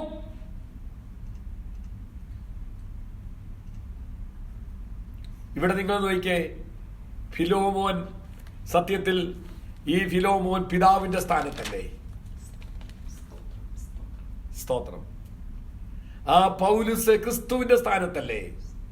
ആ ഫിലോമോനോട് സ്തോത്രം യാചിക്കുകയല്ലേ? യേശു ക്രിസ്തു പിതാവിനോട് ചതിക്കപ്പെട്ടു പോയ, മോഷ്ടിച്ചും ഒക്കെ അടിമയായി പിശാചിന്റെ കയ്യിൽ അടിമയായിരുന്ന നമുക്ക് വേണ്ടി, പിശാചിന്റെ കയ്യിൽ അടിമയായിരുന്ന നമുക്ക് വേണ്ടി സ്തോത്രം യേശു കർത്താവ് പിതാവിനോട് യാചിക്കുകയാണ്, കബട് കടന്ന് യാചിക്കുകയാണ്. ഇവരുടെ പാപം നീ എന്റെ മേൽ കടക്കിടണം, ഇവർ ചെയ്ത് ഇന്നതെന്ന് അറിയായിക്കൊണ്ട് ഇവരോട് ക്ഷമിക്കണമേ. സ്തോത്രം. നമുക്ക് വേണ്ടി ഇതേ അവസ്ഥയല്ലേ സ്തോത്രം പൗലുസ് ഫിലോമോന് ഒനേസിമോസിന് വേണ്ടി ദാസനായ സ്തോത്രം മോഷ്ടിച്ചും ചതിച്ചുമൊക്കെ പോയ ആ ദാസന് വേണ്ടി പോയി പൗലുസ് യാചിക്കുകയാണ്. ഇങ്ങനെ യേശുക്രിസ്തു നമുക്കൊരു മാതൃക കാണിച്ചെങ്കിൽ ഇന്ന് രാത്രി എന്നെ കേൾക്കുന്ന ദൈവവേദിലെ സ്തോത്രം, ഈ ഫിലോമോന്റെ ലേഖനം നമ്മെ എന്ത് പഠിപ്പിക്കുന്നു? സ്തോത്രം. നമ്മുടെ കഴിവ് കൊണ്ടല്ല, നമ്മുടെ മിടുക്കൊണ്ടല്ല, യേശുക്രിസ്തു നമുക്ക് വേണ്ടി നമ്മുടെ ശിക്ഷ ഏറ്റെടുത്തു. ഇവന്റെ സർവശിക്ഷ എന്റെ മേലിട്ടുകൊള്ളുക, ഞാൻ അതിനെ തീർക്കുന്നു എന്ന് പറഞ്ഞിട്ട് അവന്റെ കയ്യേലും കാലേലും ആണിയടിച്ച് അവന്റെ തലയിൽ മുൾക്കിരീടം വെച്ച് അവന്റെ വിലാപ്പുറം കുത്തി തുറന്ന് അവനെ ഉരുവിച്ചാലും ഉഴുതിറക്കി നമ്മുടെ ശിക്ഷ മുഴുവനും അവന്റെ മേലിട്ടിട്ട് പിതാവിനോട് പറയുകയാണ്, ഈ കുഞ്ഞിനെ കൈക്കൊള്ളണമേ. അപ്പച്ചാ, അവിടുത്തെ ഓമനപുത്രനായി എന്നെ കൈക്കൊള്ളുന്നത് പോലെ, എന്റെ പിതാവ് എന്നെ അയച്ചതുപോലെ ഞാൻ നിങ്ങളെ അയക്കുന്നു. ആ പിതാവ് ഓമനപുത്രനെ പരിശുദ്ധാത്മാവിൽ നിറച്ചതുപോലെ അതേ ആത്മാവിൽ നമ്മളെ നിറച്ചിട്ട് ഇന്നു രാത്രി പിതാവ് നോക്കിക്കൊണ്ടിരിക്കുന്നു. ഒരു നിമിഷം നമ്മുടെ കണ്ണുകളെ ദിവസമടച്ചാട്ടെ. സമയം അല്പം മുൻപോട്ട് പോയല്ലോ. സ്തോത്രം. അവന്റെ കുറ്റവും അവനിട്ടിരിക്കുന്ന കടവും എന്റെ മേൽ തീർത്തു കൊള്ളുക. അവൻ അല്പകാലത്തേക്ക് വിട്ടുപോയെങ്കിൽ നിനക്ക് വേണ്ടി പൂർണ്ണമായി മടങ്ങി ലഭിക്കേണ്ടതിനാണ്. ഇന്ന് അവൻ നിനക്കും എനിക്കും പ്രയോജനമുള്ളവനാണ്. ഇന്ന് രാത്രി നമ്മെക്കുറിച്ച് കർത്താവ് എന്ന് പറയും, കർത്താവേ, ഈ മഹാഭാഗ്യം നീ എനിക്ക് തന്നു. സ്തോത്രം. ആ ഫിലോമോൻ എത്ര അനുഗ്രഹിക്കപ്പെട്ട വ്യക്തിയാണ്. സ്തോത്രം. അവന്റെ ഭവനം വലിയ ഭവനം, അവന്റെ സാഹചര്യം മുഴുവനും കർത്താവിന് വേണ്ടി തുറന്നു കൊടുത്തു. ഇപ്പോൾ ആ പൗലുസ് പറഞ്ഞതുപോലെ അവൻ അനുസരിക്കുകയാണ്. ആ അടിമയെ കൈക്കൊണ്ടു. അടിമയെ കൈക്കൊണ്ടിട്ട് വീണ്ടും പൗലുസിന്റെ അടുക്കലേക്ക് അവൻ മടക്കി അയക്കുകയാണ്.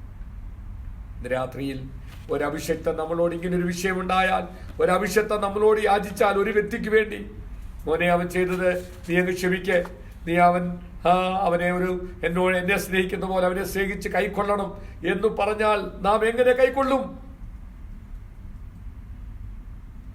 നമ്മുടെ നന്മ കൊണ്ട് നമ്മുടെ ഭവനം ദൈവത്തിന്റെ സഭയായി തീരാൻ, അനേക വിശുദ്ധന്മാരെ തണുപ്പിക്കാൻ ഏതു വിധത്തിൽ നമുക്ക് കഴിയുന്നുണ്ട്. ഇന്ന് രാത്രി ഒരു സ്വയം പരിശോധനയ്ക്കായി ഏൽപ്പിക്കാം. കർത്താവേ, നിന്റെ കരങ്ങളിൽ എന്നെ ഏൽപ്പിക്കുന്നു, ഞാനിതാ താഴ്ത്തി തരുന്നു. സ്തോത്രം. ആ ഒനേസിമോസിന് വേണ്ടി ആ പൗലുസ് എഴുതിയ ആ കത്ത് നിന്റെ തിരുവചനത്തിലെഴുതി ഞങ്ങൾക്ക് തന്നു. 25 വാക്യമേ ഉള്ളെങ്കിലും ലോകത്തെ പിടിച്ചു കുലുക്കുമാറ് ലോകം മുഴുവനും അടിമത്തത്തിൽ സ്തോത്രം. നമുക്കറിയാം, ജോസഫിനെ 20 വെള്ളിക്കാശിന് വിൽക്കുകയായിരുന്നു. അടിമയായിട്ട് ചങ്ങലയിട്ട് കൊണ്ടുപോവുകയായിരുന്നു. പിതാവിന്റെ മുമ്പ് പിതാവുമായിട്ടോ സഹോദരങ്ങളായിട്ടോ ആരുമായിട്ടോ പിന്നെ ബന്ധപ്പെടാൻ കഴിയാത്ത വിധത്തിൽ. ഇന്ന് രാത്രി അടിമത്വം എത്ര വലുതാണ്. സ്തോത്രം. നമ്മെ സമർപ്പിച്ച് ഇതുപോലെ പിശാചിന്റെ അടിമത്വത്തിൽ നമുക്ക് കണ്ടുകൊണ്ട് കാണാൻ കഴിയത്തില്ലെങ്കിലും പിശാച് ചങ്ങലയിട്ട് കൈകാലുകൾ ബന്ധിച്ച് നമ്മുടെ ബുദ്ധിയെ മന്ദമാക്കി നമ്മുടെ ആരോഗ്യത്തെ ഇല്ലാതാക്കി എല്ലാ വിധത്തിലും നമ്മെ ഞെരുക്കി കുടുംബജീവിതത്തെ തലമുറകളെ എല്ലാം നശിപ്പിക്കുവാൻ ശ്രമിച്ച ദുഷ്ടനിൽ നിന്നും നമ്മെ സർവശക്തൻ വിടുവിച്ച് ക്രൂശിൽ നാം ഏക്കണ്ട ശിക്ഷ മുഴുവനും ക്രൂശിലേറ്റ് നമ്മെ അവിടെ നിന്നു പിതാവിന്റെ മുൻപാകെ നമ്മളെ രാജകീയ പുരോഹിത വർഗമാക്കി തീർത്ത ദൈവസ്നേഹം എത്ര വലുതാണ്. ഇന്ന് രാത്രി അവന്റെ മുമ്പിൽ നമ്മെ സമർപ്പിച്ച് പ്രാർത്ഥിക്കാം. കർത്താവേ, നിന്റെ മുൻപാകെ എന്നെ സമർപ്പിക്കുന്നു. അതുപോലൊരു നല്ല മനസ്സെനിക്ക് തരണമേ. അനേക വിശുദ്ധന്മാരുടെ ഹൃദയം തടിപ്പിക്കുവാനുള്ള കൃപ എനിക്ക് തരണമേ. സ്വന്തം എൻ്റെ ഭക്ഷണം കൊണ്ട്, വസ്ത്രം കൊണ്ട്, എൻ്റെ ഭവനം കൊണ്ട്, എനിക്ക് തന്ന ബുദ്ധിയും ജ്ഞാനവും അറിവും കഴിവും പ്രാപ്തിയും എല്ലാം കൊണ്ടും എൻ്റെ യേശു ക്രിസ്തുവിന്റെ നാമം മഹത്വമാക്കി തീർക്കാൻ എന്നെ സഹായിക്കണമേ എന്ന് നമുക്ക് പ്രാർത്ഥിക്കാം.